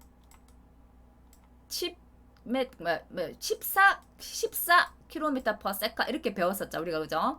그런 거 배웠었죠 우리 그 강풍 배울 때 그죠? 여기 4에서 6km의 아워네요 그죠? 세카가 아니고 그죠? 여기는 그죠? 4에서 6 우리는 14 미터 per second 이렇게 배웠잖아요. 요거는 미터 세컨드 단위가 여기는 킬로미터 아워예요. 그죠? 자, 우리가 이 과목에서 14미터 per second은 킬로로 바꾸면 5.04 킬로미터 per hour가 됩니다. 그래서 5.04 여기 포함되네요. 4에서 6 정도 이상의 강풍이네요. 그죠? 그래서 태풍의 표현을 보통 풍해라고 한다. 우리 14m per second가 5.04이기 때문에 4에서 6에 포함되죠. 그죠? 미터에서 킬로미터로 변환한 거라는 거. 아무튼 바람에 대한 피해입니다. 그러면 풍해에 대한 어떤 대책으로는 어떤 게 있느냐? 바람에 잘 견디는 내도복성 작물을 심으면 되잖아요. 잘 안 쓰러지는 거. 그죠? 안 쓰러지는 작물 심는 거예요. 도복성 작물도 아까 우리 배웠었는데 감자, 포복형 작물들, 고구마 이런 거 배웠죠. 포복형 작물들은 내도복성 작물들입니다. 작기 이동, 담수. 아무래도 물이 없는 것보다는 물이 있는 것이 덜 쓰러지겠죠. 배토, 흙을 북돋아 주는 거. 이렇게 작물이 있으면 이 주위로 흙을 북돋아 주어서 이렇게 결속을 해주는 거죠. 지주 결속. 옆에 지주대 하나 세워서 지주 결속해주면 아무래도 바람에 더 튼튼하겠죠. 그죠? 다음에 바람에 의하면 바람 때문에 뭐가 될 수 있겠어요? 낙과가 될 수 있겠죠. 낙과. 그래서 낙과 방지제, 살포 등이 있을 수 있고요. 풍해가 일고 나고 나면 아무래도 바람 뒤에니까 뭐 병충해가 온다든지 이런 것들 많이 있을 수 있겠죠. 그죠? 약재를 살포하고 낙엽을 제거하더라. 이런 거 읽어보시면 될 것 같아요. 그 다음에 수분, 습해, 배수, 수해. 결국 물로 인한 그 피해들이 되죠. 습해니까 그죠. 자, 물로 인한 피해는 뭘 기억해 두시냐면 물이 너무 많으면 뭘 못하게 되냐면 호흡을 못하게 돼요. 산소가 부족하니까. 우리도 물속에 계속 오래 있으면 호흡할 수 있어요? 못 하잖아요. 그렇게 쉽게 생각하시면 돼요. 그래서 간수가 되면 산소 부족으로 에너지 방출에 불리하게 무기호흡을 합니다. 무기호흡을 하게 되면 양분이 고갈돼서 생육장애가 오더라 라는 것은 대부분 다 습해 또는 관수 피해입니다. 물에 잠기는 거, 침수되는 거 관수 피해예요. 물에 있는 산소의 우리 용량을 산소량이라 하더라. 이거는 그냥 기억해 두시면 될 것 같고, 습해의 대책 이거는 시험에 굉장히 잘 나옵니다. 습한 것을 대책하는 거, 배수로 내준 됐잖아. 명거법, 안거법 아까 나왔었죠, 그죠? 자, 보이는 대로 배수로 치는 거 명거법, 안 보이는 대로 배수로 치는 거 안거법, 그죠? 다음에 정지는 어떤 거냐면 우리가 전정이 있고 정지가 있어요. 정지는 그냥 이 개념을 우선 놔두세요. 나중에 뒤에 감이 또 나오거든요. 다음부터 설명을 할게요. 자, 정지가 있고 밭에는 휴립 흡파를 하고 습답은 휴립 재배를 하더라. 아까 휴립 흡파 말씀드렸죠. 이렇게 두둑이 있고 고랑이 있으면 이 두둑 부분에 재배하는 거 이걸 휴립 흡파라고 하더라. 그죠? 그다음에 토양 개량제를 사용하기도 하고 그다음에 아무래도 습에 잘 견디는 작물들을 심어야 되겠죠. 그죠? 아까 습에자 내습성 작물들 뭐 있었나요? 밥벼, 그다음에 미나리 이런 것들 있었죠. 그죠? 다음에 12 해야 되더라. 과사나 석회나 칼슘들은 습해에도 좋습니다. 자, 청고현상은 개념만 익혀두고자 한번 적어와 봤습니다. 자, 청고현상에서 가끔 나오는데 이 청고현상이 뭔지를 알아야 이 청고현상 이걸 대체하죠. 그죠? 청고현상이라는 거는 작물이 어떤 작물이 가지고 있던 어떤 저장 양분들이 있어요. 그 양분을 다 소모하지 못하고 죽는 현상을 청고현상이라고 합니다. 습해에도 청고현상이 있을 수 있겠죠. 그죠? 자, 습해가 왔으니까 자, 간수에 대한 부분이 나오네요. 그죠? 간수는 자, 물을 주는 거죠. 그죠? 자, 물을 너무 많이 주고 물을 빠지지 않는다고 하면 그 간수로 인해서도 습해가 발생할 수는 있습니다. 자, 우리가 아는 스프링클러 팽글팽글팽글팽글 도는 거 있죠. 스프링클러는 물을 고르게 줄 수 있더라. 미세간수, 점정식 간수라는 거는 이런 거예요. 이렇게 예를 들면 작물이 이렇게 있다고 한다면, 심어져 있다고 한다면 요 주위에 이렇게 미세 간수를 해가지고 이 구멍을 뽕뽕뽕뽕 이렇게 뚫어가지고 이렇게 구멍 뚫린 뜰에서 이렇게 작물에 물이 갈 수 있도록 미세 점점식 간수라고, 이걸 미세 간수라고 합니다. 실은 물이 아주 소량으로 공급되고 시간은 오래 걸리지만 실은 작물에 가장 피해가 없고 이상적인 방법입니다. 이건 시골에서 굉장히 많이 쓰는 점점식 강수 중에 하나가 미세 간수예요. 미세 간수. 그 외에 지형에 따라서 자연 배수를 하거나 아까 겉도랑 면거 한다고 했죠. 보이는데 속도랑 안쪽 지하 쪽으로 속도랑을 내더라. 암거, 면거, 암거, 자연 배수 등 시설 배수들을 하게 되더라라는 것들이 있으니까 이런 것들은 봐주시면 될 것 같고요. 자, 작물 재배법 나옵니다. 이것도 가끔 시험에 잘 나오더라고요. 청경법, 초생법, 부초법이 있네요. 청경법은 아주 우리가 생각하는 건데 그냥 말 그대로 그냥 잡초를 아주 다 없애버린 거, 그리고 병해충이 없는 거, 아주 관리가 잘 된 거, 이런 거 생각하시면 돼요. 그래서 양수분 경합 및 병해충, 장복 장수들이 없더라. 양수분 경합이 없다는 얘기는 예를 들면 잡초가 있는 땅이라고 해볼게요. 잡초가 있는 땅이면 내 식물이 있고 잡초가 있으면 초창기 같은 경우는 내가 어떤 양분을 이렇게 줬다면 잡초도 먹고 작물도 먹게 되잖아요. 서로 양수분 경합, 경쟁을 한다는 얘기가 양수분 경합입니다. 청경급은 잡초 이런 걸 다 없애버렸기 때문에 양수분 경합이 없다는 겁니다. 양수분 서로 쟁탈전이 없다는 거예요. 그죠? 자, 병해충, 잠복장수도 없죠. 잡초가 없으니까. 관리가 아주 편안합니다. 아주 편안하지만 지온 변화에 민감하고, 자, 잡초 같은 게 아예 없기 때문에 아주 깨끗한 상태이기 때문에 수분 정발이 잘 될 수 있겠죠. 그죠? 토양 양분 손실도 있을 수 있습니다. 초생법은 풀 키우는 거예요. 잡초 키우면 뭐가 돼? 잎단 형성에는 좋습니다. 토양 잎단에는 좋고요. 잡초 자체가 모든 것이 나쁜 건 아니에요. 잡초가 딱 그 토양에 딱 지지를 하고 있기 때문에 지력 유지에도 좋습니다. 좋고, 다 토양 양분도 보존을 하네요. 자, 잡초가 아무래도 있기 때문에 지온 변화도 적겠죠. 하지만 어떤 양분을 줬을 때 내 작물과 경쟁하는 양수분 경합이 일어나더라는 건 단점이 되겠네요. 그죠? 그리고 잡초로 인해서 병해충 여기 잠복할 수 있죠. 그죠? 자, 저온기에는 지온 상승이 어렵더라. 받으시고, 부초법은 어떤 거냐면 예를 들면 우리가 잡초가 식물이 우리가 작물이 있고 잡초가 있으면 잡초 이렇게 다 우리가 어른들이 김을 맨다 이렇게 하죠. 잡초 제거하는 거를 빼가지고 이렇게 덮어놓는 거예요. 덮어주는 거. 이 작물 주위로 그걸 덮어주는 거를 부초법이라고 합니다. 덮어줌으로 해서 잡초를 억제하죠. 그죠? 그래서 토양 침식, 토양 수분 방지도 하게 됩니다. 자, 그렇지만 효과는 그렇게 크지는 않습니다. 그런 효과가 있지만 건조기 화재 우려, 이 건조됐을 때 화재 우려 있죠. 그죠? 자, 그때 근군 표층에 발달할 수 있더라. 이런 것도 한번 봐주시고, 주로 많이 나오는 거는 청경법과 초생법이 많이 나옵니다. 온도 계수가 어떤 거다라는 거 한번 알아두시면 될 것 같고요. 이 온도에는 이게 잘 나오더라고요. 가장 낮은 온도 최저 온도, 가장 높은 온도 최고 온도예요. 그죠? 자, 작물 생육이 최적화된 온도, 최적 온도겠죠. 근데 어떤 걸 많이 나오냐면 유효 온도예요. 유효 온도는 작물이 살아갈 수 있는 온도, 그냥 범위를 유효 온도라고 하는데, 작물이 생육이 최적화된 온도를 유효 온도라고 한다. 이렇게 해갖고 많이 바꿔서 나오더라고요. 그래서 유효 온도와 최적의 온도를 구분해서 암기해 두시라는 거. 작물은 보통 초기에는 이렇게 길게 종축 성장을 합니다. 후기에는 아무래도 이제 긴 거에서 또 살이 쪄야 되니까 이렇게 횡축 성장을 하게 되겠죠. 그죠? 횡축 성장을 하게 되고, 따뜻한 지방에는 아무래도 이렇게 납다가 크는 편원형으로 성장을 하게 되고, 추운 지방에는 조금 원형보다는 조금 타원형, 장원형으로 이렇게 성장하게 되더라. 이건 상식적으로 생각하면 이해할 수 있어요. 그다음에 적산 온도의 개념도 시험에 잘 나옵니다. 생육 기간 중에 0도씨 이하의 일평균 기온을 합산한 거더라. 적산 온도는 여름 작물들일수록 크더라. 벼, 담배, 매미 이런 것들. 벼 기억해 두시면 돼요. 적산 온도 큰 거.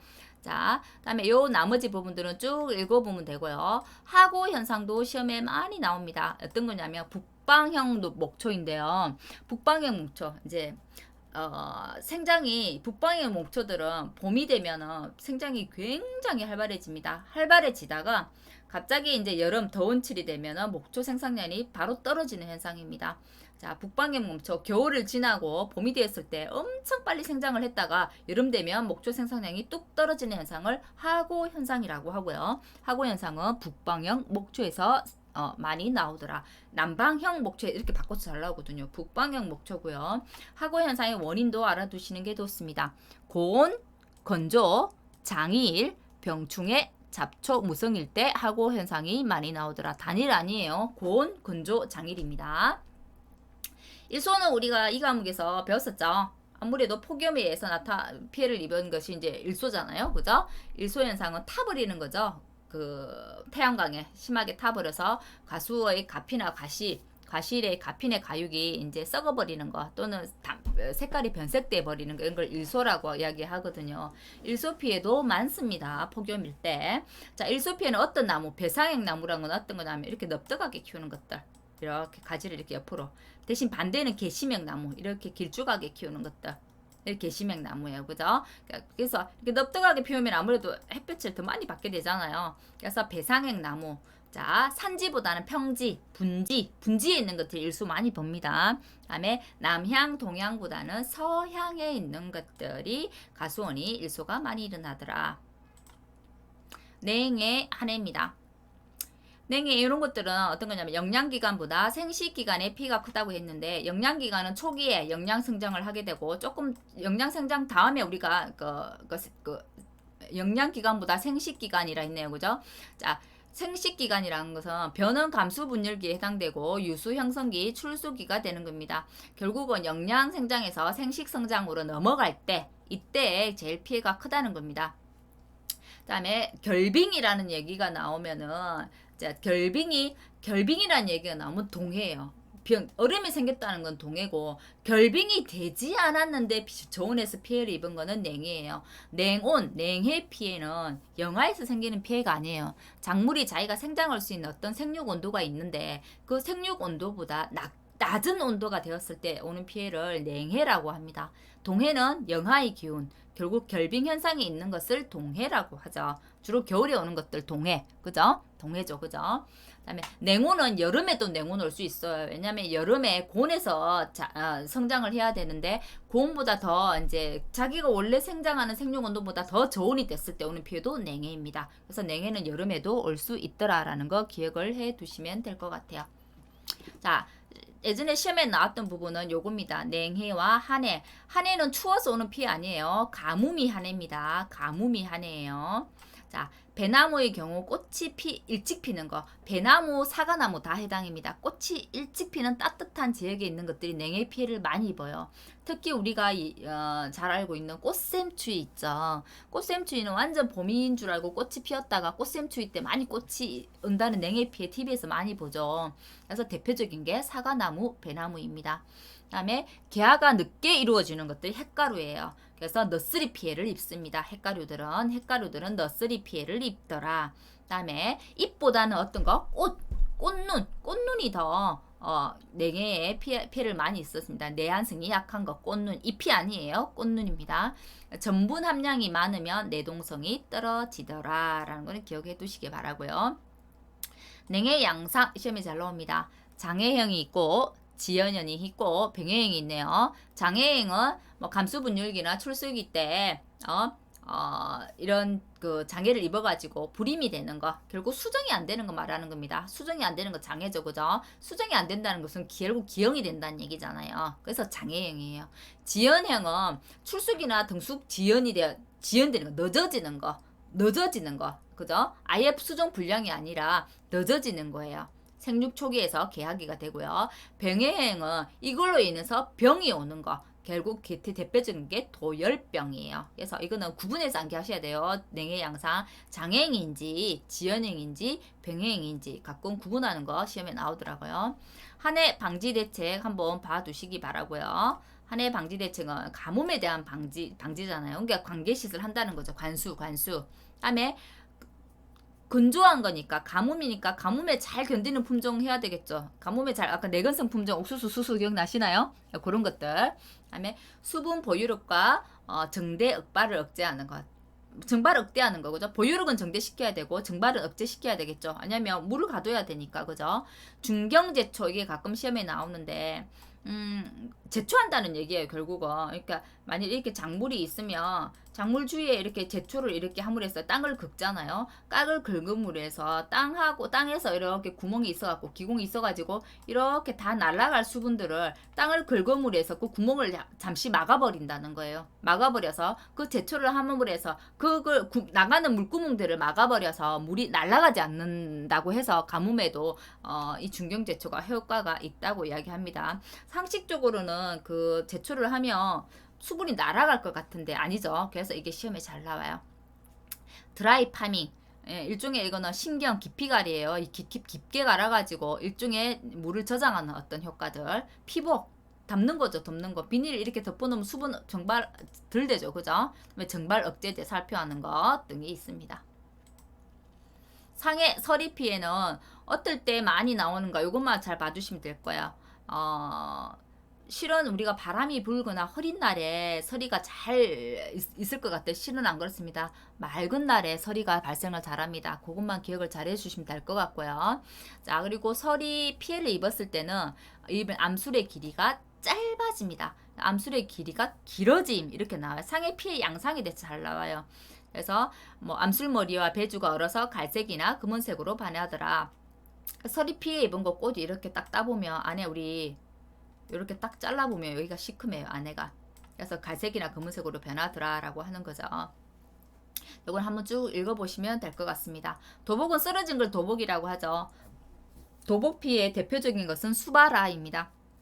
수바라는 우리가 이제 벼 예를 들면 쉬운데요. 벼가 이렇게 쓰러지면 아래에 물이 있잖아요. 그죠? 보통 우리 태풍 올 때 많이 쓰러지죠. 물이 있기 때문에 벼가 어떨 때 쓰러져요? 주로 익어갈 때 무거워서 쓰러지잖아요. 이렇게 나락이 있을 때. 그러면 요게 물하고 만나고 어떻게 되겠어요? 이게 발화가 돼버리는 거예요. 그래서 물속에서 발화가 됐다고 해서 수발화입니다. 수발화 용어 가끔 나오더라고요. 우박은 어떤 게 시험에 잘 나오냐면 시기가 시험에 잘 나옵니다. 초기 4, 6월 달에 그 다음에 나오고 그 다음에 수학기 9, 10월 달에 자주 나옵니다. 4, 6월 달, 9, 10월 달에 처음에 초창기 때하고 요 수학기쯤 가서 많이 나오는데 중간에 7, 8월 달에 잘 나오고 7, 8월 때는 보통 태풍이 많이 오잖아요. 그때는 우박이 아니에요. 우박은 초창기하고 후기 이쪽 가서 많이 와요. 그래서 7, 8월 달에 잘 생기더라 이렇게 해서 우박 많이 나오더라고요. 아닙니다. 자, 우박에 대한 대책 요것도 가끔 잘 나와요. 우박의 피해 양상도. 우박은 전국적으로 넓게 안 오죠, 피해가. 국지적으로, 그죠? 국지적으로 오지만 그 단시간에 그곳에 피해를 한꺼번에 많이 주는 것들이 우박이죠. 그물망, 방포망 씌우면 피해 좀 줄일 수 있고요.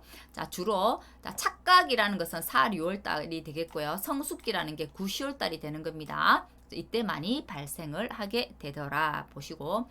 염해. 염해는 바닷물에 연 피해, 이거 아니에요. 염해. 이건 뭐냐면, 한 곳에서 오래 연작 재배하는 것들에서 많이 오고요. 비료 성분을 한 곳에 오래 있다 보니까 비료 성분이 집적되어 가지고 오는 피해들이 염해입니다. 어떤 성분은 많이 있고 어떤 성분은 적고 그래서 영양 불균형에 의해서 이게 염해고요. 염해 개념 묻는 거 가끔 나옵니다. 굉장히 많이 나오는 거 버넬리, 제이슨. 이거는 우리가 알고 있는 추나 처리예요. 추나 처리.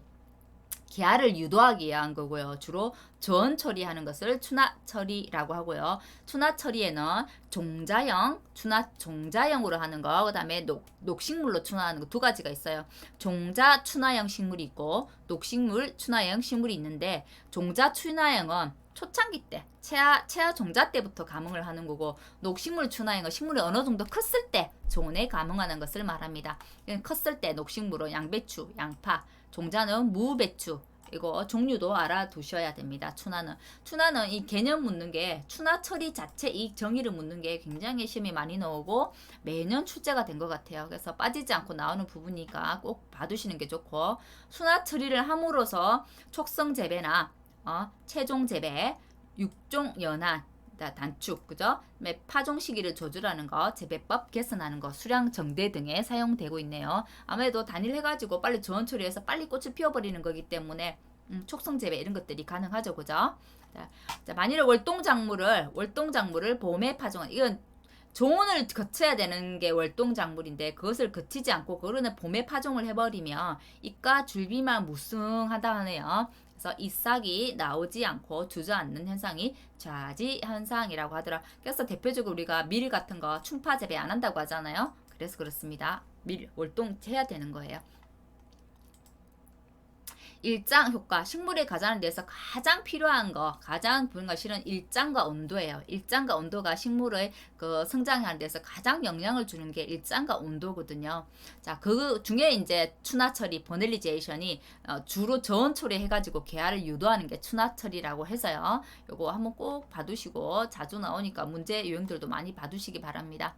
쭉 읽어보시면 될 것 같고 추나 처리가 굉장히 중요하기 때문에 한 번 더 언급을 해놓은 거예요. 그리고 많이 나오는 거 광중단이라고 나오죠. 보통 이게 단일 식물들 우리가 식물을 구분할 때 단일 식물들 뭐 장일 식물들 중성 식물 이렇게 세 가지를 구분하는데요. 장일은 낮이 길수록 유리한 거, 단일은 밤이 길수록 유리한 거, 중성은 크게 영향을 안 받는 거예요. 중성은 우리 보통 가지과들이 많다고 했죠. 아까 제가 가지과, 가지, 고추, 토마토 이런 것들이에요. 가지과들이 대부분 중성식물이고요. 단일 식물 중에 장일과 단일은 둘 다 외우려면 굉장히 힘들어요. 외워서 저는 그래서 주로 단일 식물만 외워뒀습니다. 단일을 암기 팁은 단일이라고 해서 이 경상도 하면 이 발음 잘 안 되네요. 담벼들 딸국콩옥, 담배들 딸국콩옥, 담배들 딸국콩옥 이렇게 해서 외웠고요. 벼, 들깨, 딸기, 국화, 콩, 옥수수. 그다음에 주로 나오는 거 담배도 가끔 나오죠. 그럼 독고말이 가끔 나와요. 독고말이 여러분은 뭔지 모르실 건데 독고말이 어떤 거냐면 우리가 어떤 시골에 가면 도둑놈 가시가 붙어가지고 풀밭에 지나가다가 이렇게 도둑놈 가시 이렇게 혹시 붙은 거 혹시 나시나요? 이렇게 막 이렇게 가시가 나 있어 고자 탁탁탁 달라붙는 거 이거 독고말이에요.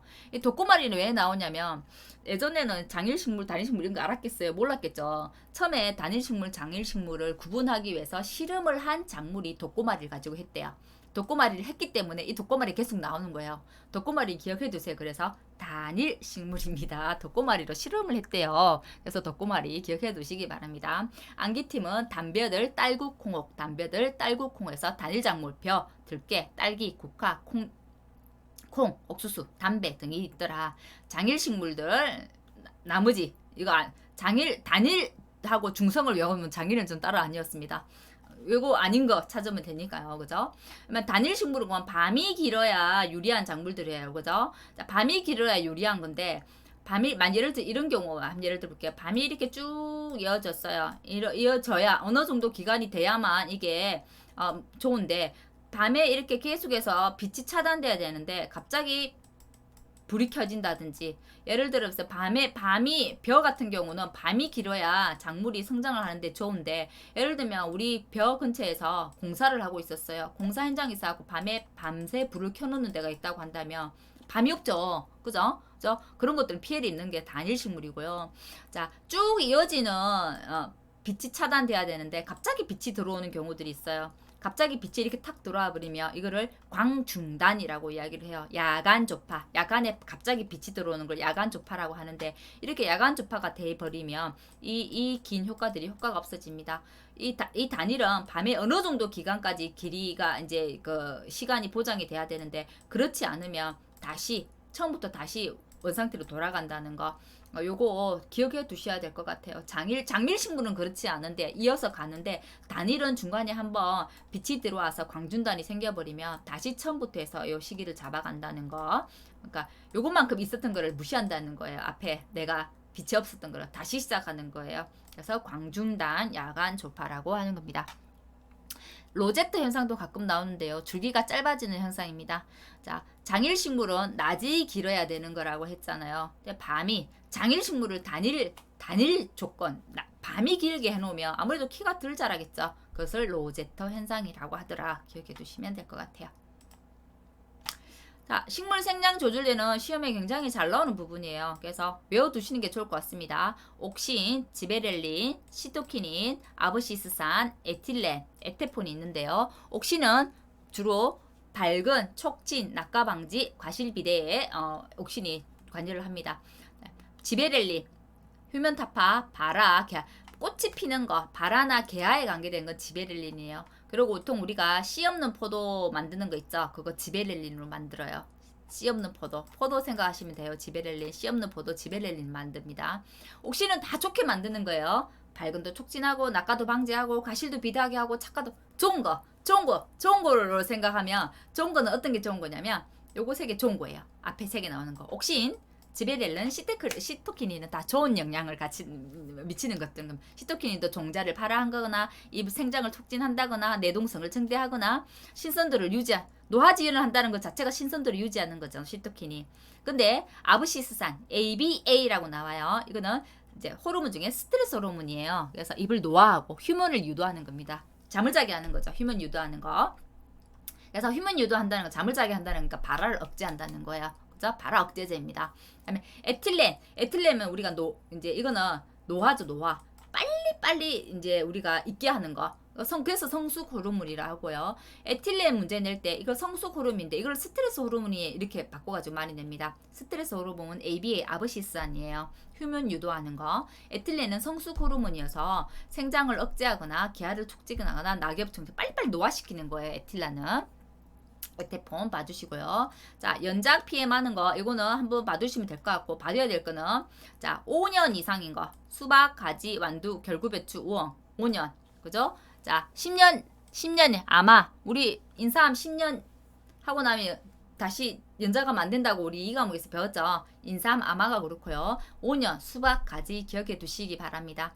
연작으로 인해서 오는 피해를 기지 현상이라 하더라. 그것도 기억해 두세요. 기지 현상은 연작으로 인해서 수확량이 감소되는 걸 기지 현상이라고 하더라. 연작 피해를 막기 위한 대책도 잘 나옵니다.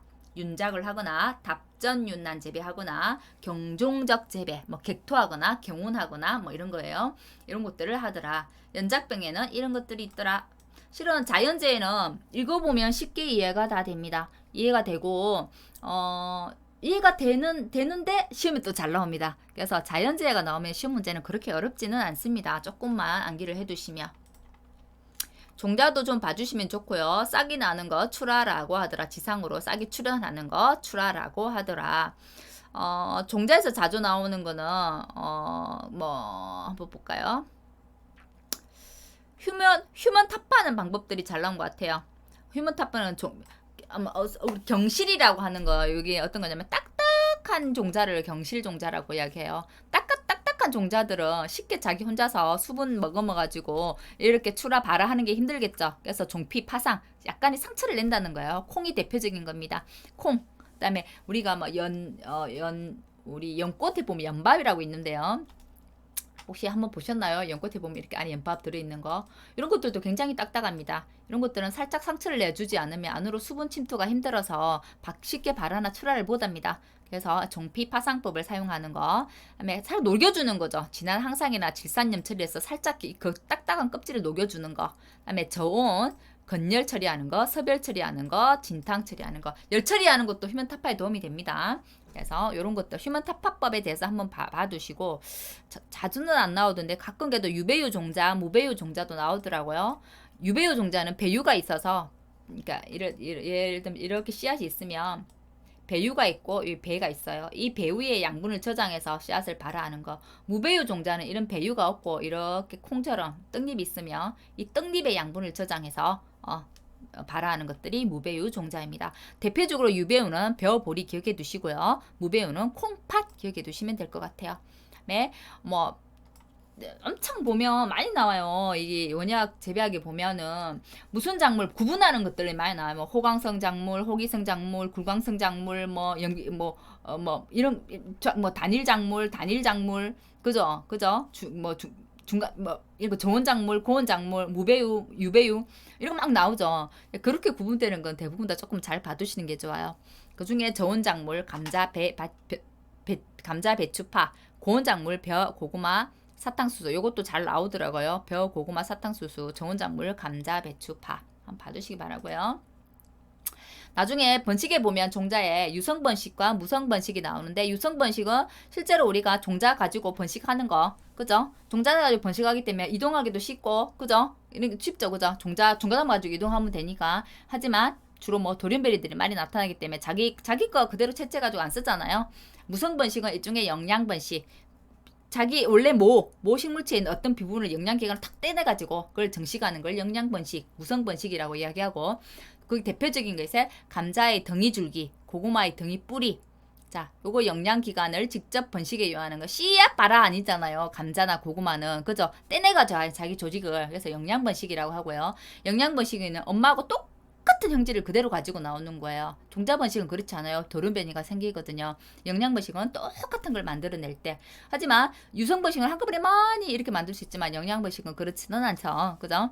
그다음에 나무에 있는 영양번식 방법으로 있는 거 뭐 분주, 치목, 삽목, 전목들이 있는데요.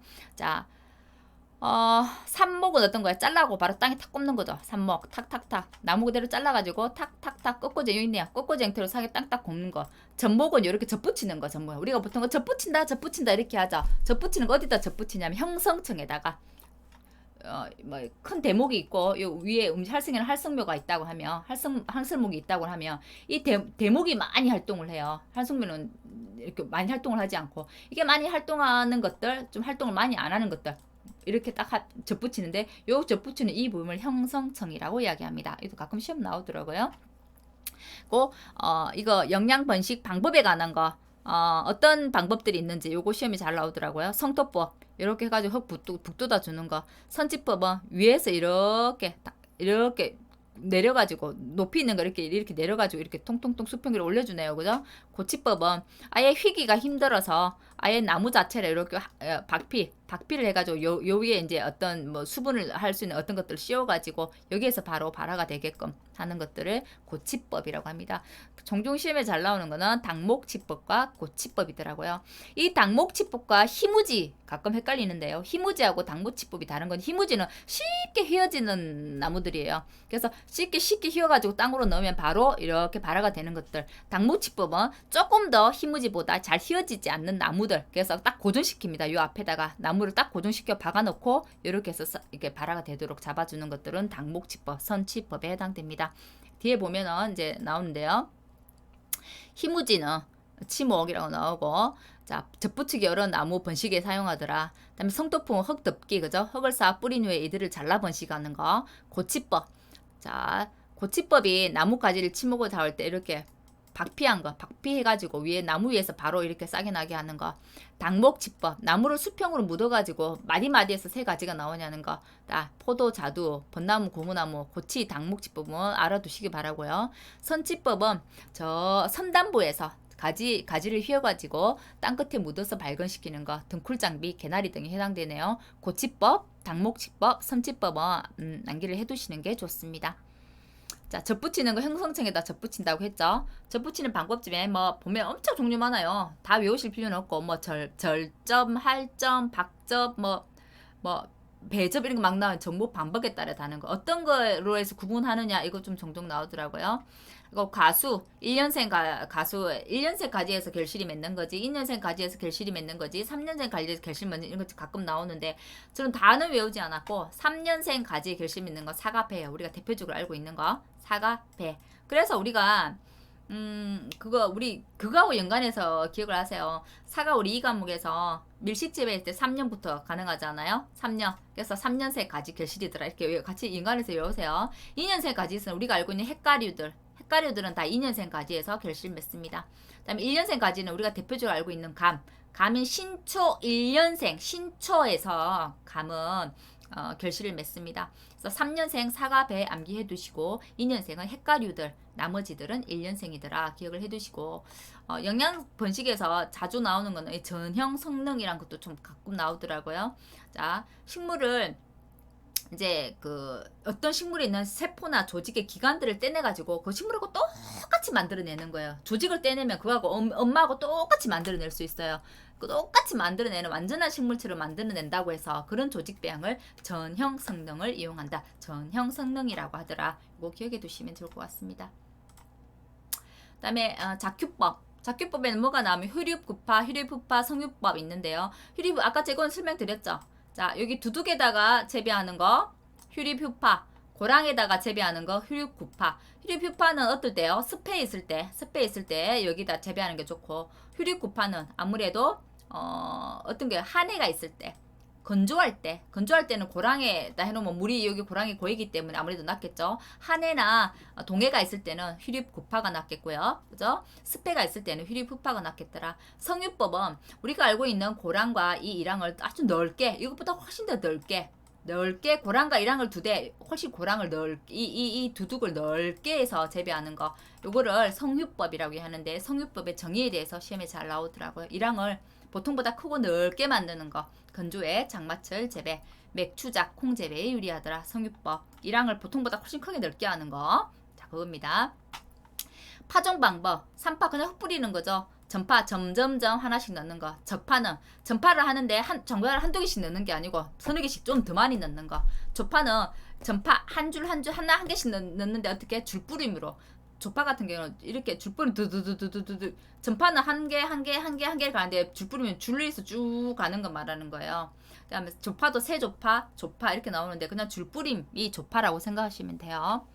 경화도 종종 나오더라고요. 묘 같은 경우는 우리가 모를 심었어요. 모를 먼저 이양하기 전에 육묘를 하죠. 육묘를 해갖고 바로 이거를 논에도 안 심어요. 묘를 예를 들면 이 묘를 어떻게 하냐면 햇볕에 이렇게 쐬가지고 한 하루 이틀 정도 놔두고 난 다음에 논에다가 정식을 하게 됩니다. 왜 그러냐면 너무 연화되어서 어리기 때문에 바로 논에다 심지 않는다는 거예요. 햇볕을 써서 조금 단단하게 경화를 시켜가지고 난 다음에 논에다가 정식을 하거든요. 그런 거 햇볕을 쐬는 거, 외부 환경을 미리 맛보는 거, 이런 거를 경화라고 하더라. 기억을 해두시면 닿고.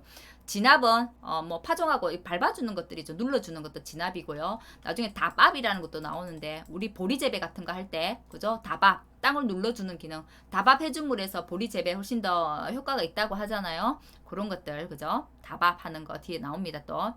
산성 토양에 유리한 거, 중성 알카리에 유리한 거, 알카리에 유리한 것들 나오는데요. 가수들 산성 하나만 기억해 두시면 될 것 같고, 예제 이 블루베리가 시험에 나온 적이 있습니다. 산성 토양에 잘 자라는 거 블루베리, 밤, 복숭아 기억해 두세요. 자, 요거는 주로 읽어보면 어려운 것들이 아니기 때문에 한번 읽어보시기 바라고요. 흙을 이렇게 우리가 작물을 이렇게 작물을 심고 난 뒤 작물 주위에 흙을 이렇게 덮어주는 걸 배토라고 하고요. 자, 잡초 이런 거 방지하고 지온을 높이기 위해서 주로 덮는 거 비닐 덮잖아요. 그 멀칭이라고 하죠. 배토나 멀칭 용어들 기억을 해두시고, 멀칭에는 우리가 투명 필름이 있고 흑색 필름이 있고 녹색 필름이 있는데, 투명은 지온 상승 효과는 있지만 잡초는 약간 발생합니다. 아무래도 투명하기 때문에. 흑색 필름은 아무래도 검정색이라 지온 상승을 억제하겠죠. 그죠? 억제하고 대신 잡초도 더 안 납니다. 녹색은 중간 정도라고 생각하시면 되겠어요. 다음 육묘 중에서 플러그모 공정육묘에 굉장히 많이 나오는데요. 플러그모 공정육묘를 한꺼번에 대량 생산하는 거예요. 일종의 자동 생산이라고 생각하시면 돼요. 여러 개 큰 배지에서 이제 한꺼번에 대량 생산하는 거고, 일종의 자동화 시스템입니다. 자동화 시스템이기 때문에 이건 시험에 노동 집합직이다 하면 틀린 거예요. 노동이 적게 되기 때문에, 자동화기 때문에.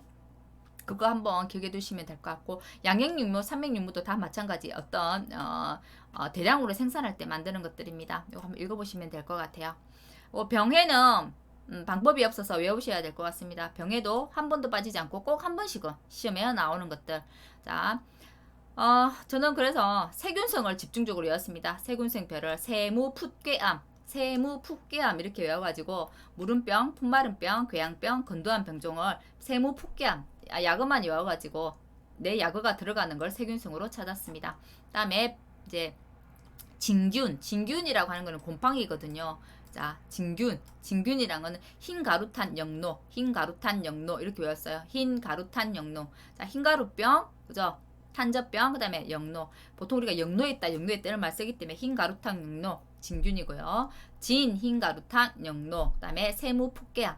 그다음에 바이러스병은 우리가 앞에 배웠던 고저병, 모자이크병 이런 건 바이러스병입니다. 바이러스병이고요. 그다음에 파이코플라즈마도 가끔 나옵니다. 빗자루병이라고 해가지고 나와요. 파이코플라즈마. 또 다른 용어로도 해갖고 파이코라는 말을 안 쓰고 이렇게 다른 뭐를 해가지고 플라즈마 이렇게 또 나오던데, 이거 플라즈마라고 나오는 것들은 다 빗자루병이라고 생각하시면 됩니다. 단위 결과도 종종 나오더라고요. 종자가 형성되지 않고 결국 암술 수술이 만나지 않아도 결실을 맺는 것들, 대표적인 게 오이나 감귤, 바나나, 감입니다. 오이가 그렇습니다. 오이는 그래서 꿀벌이 가서 수정하지 않아도 오이는 결실을 맺어요. 그렇게 생각하시면 돼요. 딸기하우스 같은 경우에는 꼭 암술 수술이 만나야만 정상적인 딸기가 열리거든요. 그죠? 근데 그 오이는 그렇지 않아요. 그래서 오이 하우스에는 벌들을 집어넣지 않아도 오이 하우스는 잘 됩니다. 딸기 하우스는 혹시 가보신 적이 있는지 딸기 하우스 무조건 벌을 넣어요. 벌을 넣어야만 수정이 되거든요. 벌을 넣어도 수정되지 않는 것들입니다. 단위 결과라는 거는 오이, 감귤, 바나나, 감 기억해 두시고 호흡 급등 현상 호흡 급등과 비호흡 급등가 이런 것들이 나와요. 호흡 급등가는 성수가 시기에 호흡을 굉장히 많이 하는 것들, 호흡이 갑자기 상승하는 것들을 호흡 급등가라고 하고 영어로는 클라이맥트릭이라고 하고 가끔 시험에 나오더라고요. 호흡 급등가는 사과, 복숭아, 토마토가 있고 비호흡 급등가는 감귤, 애호박, 오이, 고추, 포도 등이 있네요. 자, 호흡 급등가 포도, 복숭아, 토마토 기억해 두세요. 이거 기억해 두시고 대표적인 거 포도, 비호흡 급등가, 애호박, 오이 기억해 두시기 바랍니다. 노화 촉진제 기억해 두시고요. 자, 진과 위가, 인과, 핵과, 곽가류, 준인가루, 장가루는 앞 시간에 설명을 드렸는데 한 번 더 언급해놨으니까 보시면 될 것 같습니다. 자, 연면 12. 연면 12는 읽어보면 압니다. 뿌리 기능이 약할 때, 영양분이 필요할 때, 토양으로부터 흡수가 잘 안 될 때, 그런 때 연면 12를 하더라. 자, 병해 방제 중에는 병해 방제는 세 가지로 구분합니다. 생물적인 방제, 화학적인 방제, 어떤 경종적인 방제 이런 들이 있는데 생물적인 방제는 그냥 미생물 사용하는 거예요. 천적 사용하는 거, 천적. 천적에 사용하는 거, 천적에 가끔 잘 나오는 거 뭐냐면 천적에는 벌 나오는 것들, 응애에는 앞에 이리가 붙은 것들 다 천적입니다. 그런 것들만 좀 기억해 두시면 될 것 같아요. 자, 벌 붙은 거, 이리 붙은 거 다 천적입니다. 해충 아니에요. 그다음에 물리적인 방제로는 뭐 태양열 소독한다든지 토양의 선충 구제를 한다든지 토양 전기 소독을 한다든지 이런 것들이 붙은 거예요. 전기 소독 이렇게 붙인 것들 병해 방제고 화학적 방제는 약 주는 거잖아요. 우리 병충해 약 주는 거 화학적 방제 한 방에 처리할 수 있는 거죠, 그죠? 그다음에 경종적인 것은 어떤 자연적인 것들 이용하는 거 합리적인 시비 윤작을 하거나 뭐 접목을 하거나 뭐 이런 것들 그죠? 그런 것들이 경종적이 재배가 되고 경종적 방제가 아닌 것 해가지고 예전에 시험에 나온 적이 있습니다. 페로몬 트랩이라고 가끔 나오는데 페로몬 트랩이 나오면 무조건 나방을 제거하기 위한 거다라고 기억을 해두시면 될 거고 페로몬 트랩은 몇 번 나왔어요. 나방 제거하는 거 그죠? 근데 이제 혹시나 같이 좀 기억을 해두십사 하는 거는 끈끈이 트랩 역시나 나방인데 배추, 좀나방 등에 사용하더라라는 거. 네, 아까 비료의 3요소는 설명을 드렸어요. 중복되는 부분이니까 한번 읽어보시면 되겠어요. 질소, 인산, 칼륨이라 했고 질소는 뿌리, 인산은 그죠? 뿌리, 줄기, 그죠? 줄기하고 꽃이라고 했죠. 줄기꽃. 그다음에 칼륨은 뿌리. 칼슘 아니고 칼륨은 뿌리에 관계된 거라고 했어요. 그죠? 자, CA 한번 읽어보시고요. CA도 가끔 나오더라고요. 자, 요 나머지는 읽어보시면 될 것 같습니다. 호원성 작물이냐, 한 해살이냐, 뭐 두 해살이냐 이런 것들을 한번 보시면 알 것 같고 피복제는 이게 매년 빠지지 않고 나오더라고요. 5회 때도 나왔고 6회 때도 나왔습니다. 연질필름 이거는 꼭 3개 기억해 두시기 바랍니다. PE, PVC, 에바, 폴리에틸렌 필름, 염화 비닐 필름, 에틸렌 아세탄 비닐 필름 되겠어요. 자, 가장 많이 사용하는 거 폴리에틸렌, 가장 보온성이 좋은 거 염화 비닐 필름 PVC가 됩니다. 요까지는 기억을 꼭 해두시고요. 자, 연질 피복제가 아닌 거 돼갖고 뭐가 많이 나오냐는 폴리에스테르 비슷하잖아요. 폴리에틸렌하고 그죠? 그래서 염화 비닐 필름이 아닐 것 같은데 맞습니다. 5회 때 연질 피복제가 아닌 거 하고 시험에 나왔고요. 6회 때도 가장 보온성이 뛰어난 거 PVC 이런 게 시험에 나왔었죠. 그래서 여기는 피복제 요 앞에 부분만 기억을 해두시면 될 것 같을 때 3가지 꼭 기억해 두세요. 그다음에 간이 냉방법 한번 읽어보시기 바랍니다. 펜앤 패드, 펜앤 미스트, 펜앤 포그 있는데 펜앤 패드는 패드를 붙여놓은 거 한풍기에 그래서 패드를 붙여놓으니까 한풍기 공기를 거치면서 패드를 거치니까 시원하게 되겠죠. 그죠? 그래서 간이 냉방법. 펜앤 미스트는 약간 안개 같은 거 그러니까 우리 미스트 우리 분무하잖아요. 얼굴에 그것처럼 약간 물을 뿌려주는 거. 포그는 안개 같은 분무하는 거. 미스트는 좀 더 굵은 물방울이 되겠고요. 안개니까 안개는 좀 더 미세한 게 되겠죠, 그죠? 펜앤 패드, 펜앤 미스트, 펜앤 포그가 있는데 간이 냉방법이 아닌 거예요. 펜앤 덱터 이렇게 가끔 나와요. 펜앤 패드, 미스트, 포그 3개만 기억해 두시면 될 것 같습니다. 요거는 용어 정리니까요. 그대로 보시면 될 것 같고 아까 정지 제가 말씀드렸죠. 정지 뒤에 설명해 드릴게요 했던 거는 우리가 전정이 나무에 보면 전정이 있고 정지가 있어요. 정지는 나무 골격을 형성하는 것들, 수영을 조정하는 것들, 수영을 잡아주는 걸 정지라고 하고요. 나무 이렇게 수세를 조정하는 것들, 성장과 결실을 막기 위해서 이 가지를 잘라주는 것은 전정이라고 합니다. 수영 잡아주는 거는 정지. 자, 결실을 맺기 위해서 자, 조절하는 것들은 전적. 두 개 기억해 둘 때 있고, 작물이 잘 자라기 위해서 땅을 밟아주는 걸 다밭이라고 하더라. 이런 그 정도만 알아두시면 될 것 같고요. 요거는 앞에서 설명했던 부분인데 굉장히 중요하기 때문에 한 번 더 그냥 요약해서 정리를 해 놓은 거예요. 특히나 잘 봐야 되는 거. 자, 땅속 줄기, 그다음에 등이 줄기, 알 줄기, 비늘 줄기. 우리가 궤경 이렇게 땅속 줄기, 덩이 줄기, 알 줄기, 비늘 줄기라고도 하고 또는 근경, 궤경, 구경, 인경 이렇게도 나오거든요. 그렇게 나오기 때문에 앞부분의 용어와 뒷부분에 이제 한자로 설명한 용어들을 같이 꼭 기억을 해 두십사 부탁을 드리겠습니다. 앞부분에 다 설명했던 부분이고요. 다시 중복된 부분인데 중요하기 때문에 한 번 더 언급을 해 놓은 겁니다. 호흡 급등과 비호흡 급등과도 앞에서 했기 때문에 한 번 더 그냥 보시면 될 것 같고요. 교목성이다, 간목성이다 라고 나오는 거는 교목성은 키가 큰 작물들을 말해요. 간목성은 옆으로 퍼지는 작물들. 그죠? 그래서 사과, 배는 키가 좀 큽니다. 근데 옆으로 이렇게 키가 크기 때문에 작물 우리가 수확하기가 힘드니까 옆으로 이렇게 가지를 유인추를 달아갖고 이렇게 유인하잖아요. 그죠? 자, 간목성은 블루베리죠. 블루베리가 아니고 계암나무. 우리나라 블루베리를 계암이라 하죠. 계암. 블루베리, 계암, 나무 딸기들이 간목성이 됩니다. 옆으로 이렇게 자라는 것도 이렇게 옆으로. 자, 아까 하고 현상이라고 말씀드렸죠. 하고 현상. 북방향 목초에서 나타나는 거. 봄에는 왕성하다가 여름 되면 갑자기 줄어드는 거. 목초 생산량이. 이 하고 현상에 대한 대책도 가끔의 시험이 잘 나오더라고요. 그래서 하고 현상에 대한 부분도 한 번 더 요약 정리 겸해서 가지고 왔습니다. 그래서 여기까지고요. 줄줄줄 그냥 이렇게 설명으로 넘어간 것들도 있는데 제가 지금 여기에 이제 요약본이라고 해서 담아놓은 거는 실은 재배하기 굉장히 범위가 많잖아요. 그 중에서 중요하다는 걸 추려놓은 거예요. 그래서 설명을 제가 굳이 하지 않았다 하더라도 여기에 이제 기록이 되어 있는 기재되어 있는 내용들은 실은 필히 암기를 좀 하셔야 되는 부분들이기 때문에 요약집 제가 블로그에 요약본 이거 블로그에다 업로드를 해 놓을게요. 해 놓을 테니까 다운 받으셔가지고 이 요약본 따로 보시면서 공부를 하시기 바라고. 재배학 자체가 책을 다 본다는 게 굉장히 힘들어요. 내가 만일에 시간이 굉장히 많아서 뭐 영상도 다른 인강의 영상도 듣고 책도 보고 문제를 풀 수 있는 시간이 된다고 한다면 당연히 그렇게 공부하는 게 제일 좋죠. 그렇지 않다라고 한다면 요약집 보고 재배학은 문제 앞에 나온 기출 문제들 풀어보는 거. 제 블로그에 뭐 500개 넘게 문제 추려놓은 것들 있잖아요. 그런 것들 다운받아가지고 문제 먼저 간략하게 요약 정리된 것 보고 개념 정리를 조금 개념 이해를 하고 난 다음에 문제 풀이를 통해 가지고 여러 문제를 접해 보는 것이 도움이 될 것 같습니다. 왜냐면 이게 중요해서 꼭 이 부분은 나와요. 그런 게 몇 개고 더 나머지 부분 안 나온 부분에서 계속 시험에 나오고 있기 때문에 여러 문제를 접해 보는 것이 도움이 되고 예를 들어서 우리가 그 보험 계약 농업재해 법령은 딱 중요한 부분들 요약 부분만 딱 공부를 잘하면 시험 점수를 잘 받을 수 있는 부분이라고 하면 재배학은 조금 넓게 공부를 해야 되는 거 그죠? 깊게 공부가 아니라 좀 넓게 공부를 해야 되는 파트가 재배학인 것 같아요. 그래서 요약 정리 잘 하시고 문제 좀 다양하게 좀 문제를 통해서 좀 다양한 유형들을 좀 접해 보시면서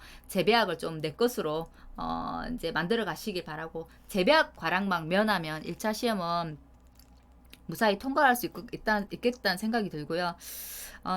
엊그저께 이제 아직 1차 시험 마감이 안 됐죠. 그래서 이제 인사 3일 정도밖에 안 됐는데 벌써 지금 1차 시험 신청한 사람들이 12,000명이 넘었죠. 작년에는 10,000명이 안 됐었어요. 그죠? 10,000명 좀 들락말락 했나요? 1차 시험이 10,000명이 안 됐었어요. 올해는 지금 벌써 12,000명이 넘었어요. 지금 시험장들이 벌써 마감이 된 시험장들이 많죠. 추가로 더 인원을 늘렸는데도 마감이 된 수험 장소들이 많은데 그만큼 지금 손해평가사 시험을 응시하는 사람이 많다는 게 되겠죠. 보통 우리가 1차 시험의 합격률이 한 70% 정도 된다고 합니다. 여태껏 통계상으로. 한 12,000명에 70%면 한 몇 명이냐요? 물론 뭐 그 사람이 다 붙는다는 건 아니지만요. 한 8,000명 정도 되네요. 자, 12,000명에서 8,000명 정도가 1차를 붙게 됩니다. 그죠? 1차를 붙게 되고, 작년에는 2차를 친 사람이 한 5,000명 정도 됐어요. 거기서 한 500명 정도가 붙었죠. 그죠? 500명 정도가 붙었는데, 올해는 만일에 이 8,000명과 작년에 떨어진 5,000명에서 한 4,000명이 시험을 친다 합시다. 2차도 그러면 10,000명이 넘는다는 얘기네요. 작년에 2배가 되는 거예요. 그죠? 시험을 치는 사람이. 저희 근데 실은 이제 손해평가사를 처음에 정부에서 발표할 때 한 2,000명 정도까지 뽑는다고 이야기를 했어요. 지금까지 손해평가사가 배출된 거는 한 1,700명 정도가 배출이 됐고 한 300명 정도가 남았어요. 그럼 올해 300명은 채운다는 얘기가 되겠죠. 근데 지금 2차까지 해서 10,000명이 넘어간다고 예를 들어서 가정을 해봅시다. 10,000명이 넘어갔는데 300명을 뽑는다는 것은 결국은 3%에서 5%의 확률이잖아요. 결국은 이 10,000명에서 내가 3%나 5% 안에 들어야만, 물론 이게 순위대로 자르는 것은 아니지만 결국은 절대평가이기도 하지만 어떻게 보면 상대평가이기도 해요. 그래서 결국은 3% 5% 안에 결국은 내가 전국에서 얼마예요? 300등 안에는 들어야 합격을 할 수 있다는 결론이 나오게 됩니다. 그래서 기왕에 이제 공부하시면서 지금 이쯤 가장 많이 슬럼프가 오는 시기가 한 5월달, 4월달, 5월달 이제 봄날 놀러가기 좋은 이틀에 되게 많이 슬럼프가 오는 시기입니다. 그래서 슬럼프 극복 잘 하시고요. 다시 마음 다 잡으셔가지고 6월달 보통 이제 그 시험 접수하고 나면 또 긴장감이 있어서 공부가 좀 더 잘 되는 시기이기도 하죠. 바짝 이제 1차 시험 준비하시는 분들은 1차 시험 한다고 해서 2차 시험 아예 손 놔버리면 안 됩니다. 안 되고 아직은 2차 시험까지 병행을 하시고 1차 시험 치기 한 2주 전부터는 1차 시험에 매진을 하셔야 됩니다. 결국 5월 마지막 주하고 6월 첫째 주는 1차에 집중적으로 매달리셔서 우리가 보통 이야기하는 벼락안기죠. 벼락치기 꼭 하셔야 돼요. 하셔야만 1차 합격할 수 있습니다. 1차를 헷갈게 하면 2차 시험도 칠 수 있는 거잖아요. 그죠? 1차 꼭 합격하셔가지고 다시 2차 시험 공부 함께 할 수 있기를 바라고요. 그죠? 2차 시험에서도 어떻게 해요? 전국에서 300등 안에는 들어야 합격할 수 있다고요. 그죠? 그 300등 안에는 내가 올해 꼭 들어야지 라는 목표를 가지고 공부하시기 바랍니다. 물론 전공자도 아니고 조금 두수가 없어서 견용진이가 같이 했다고 해서 바로 되지는 않을 거예요. 강의를 들었다고 해서.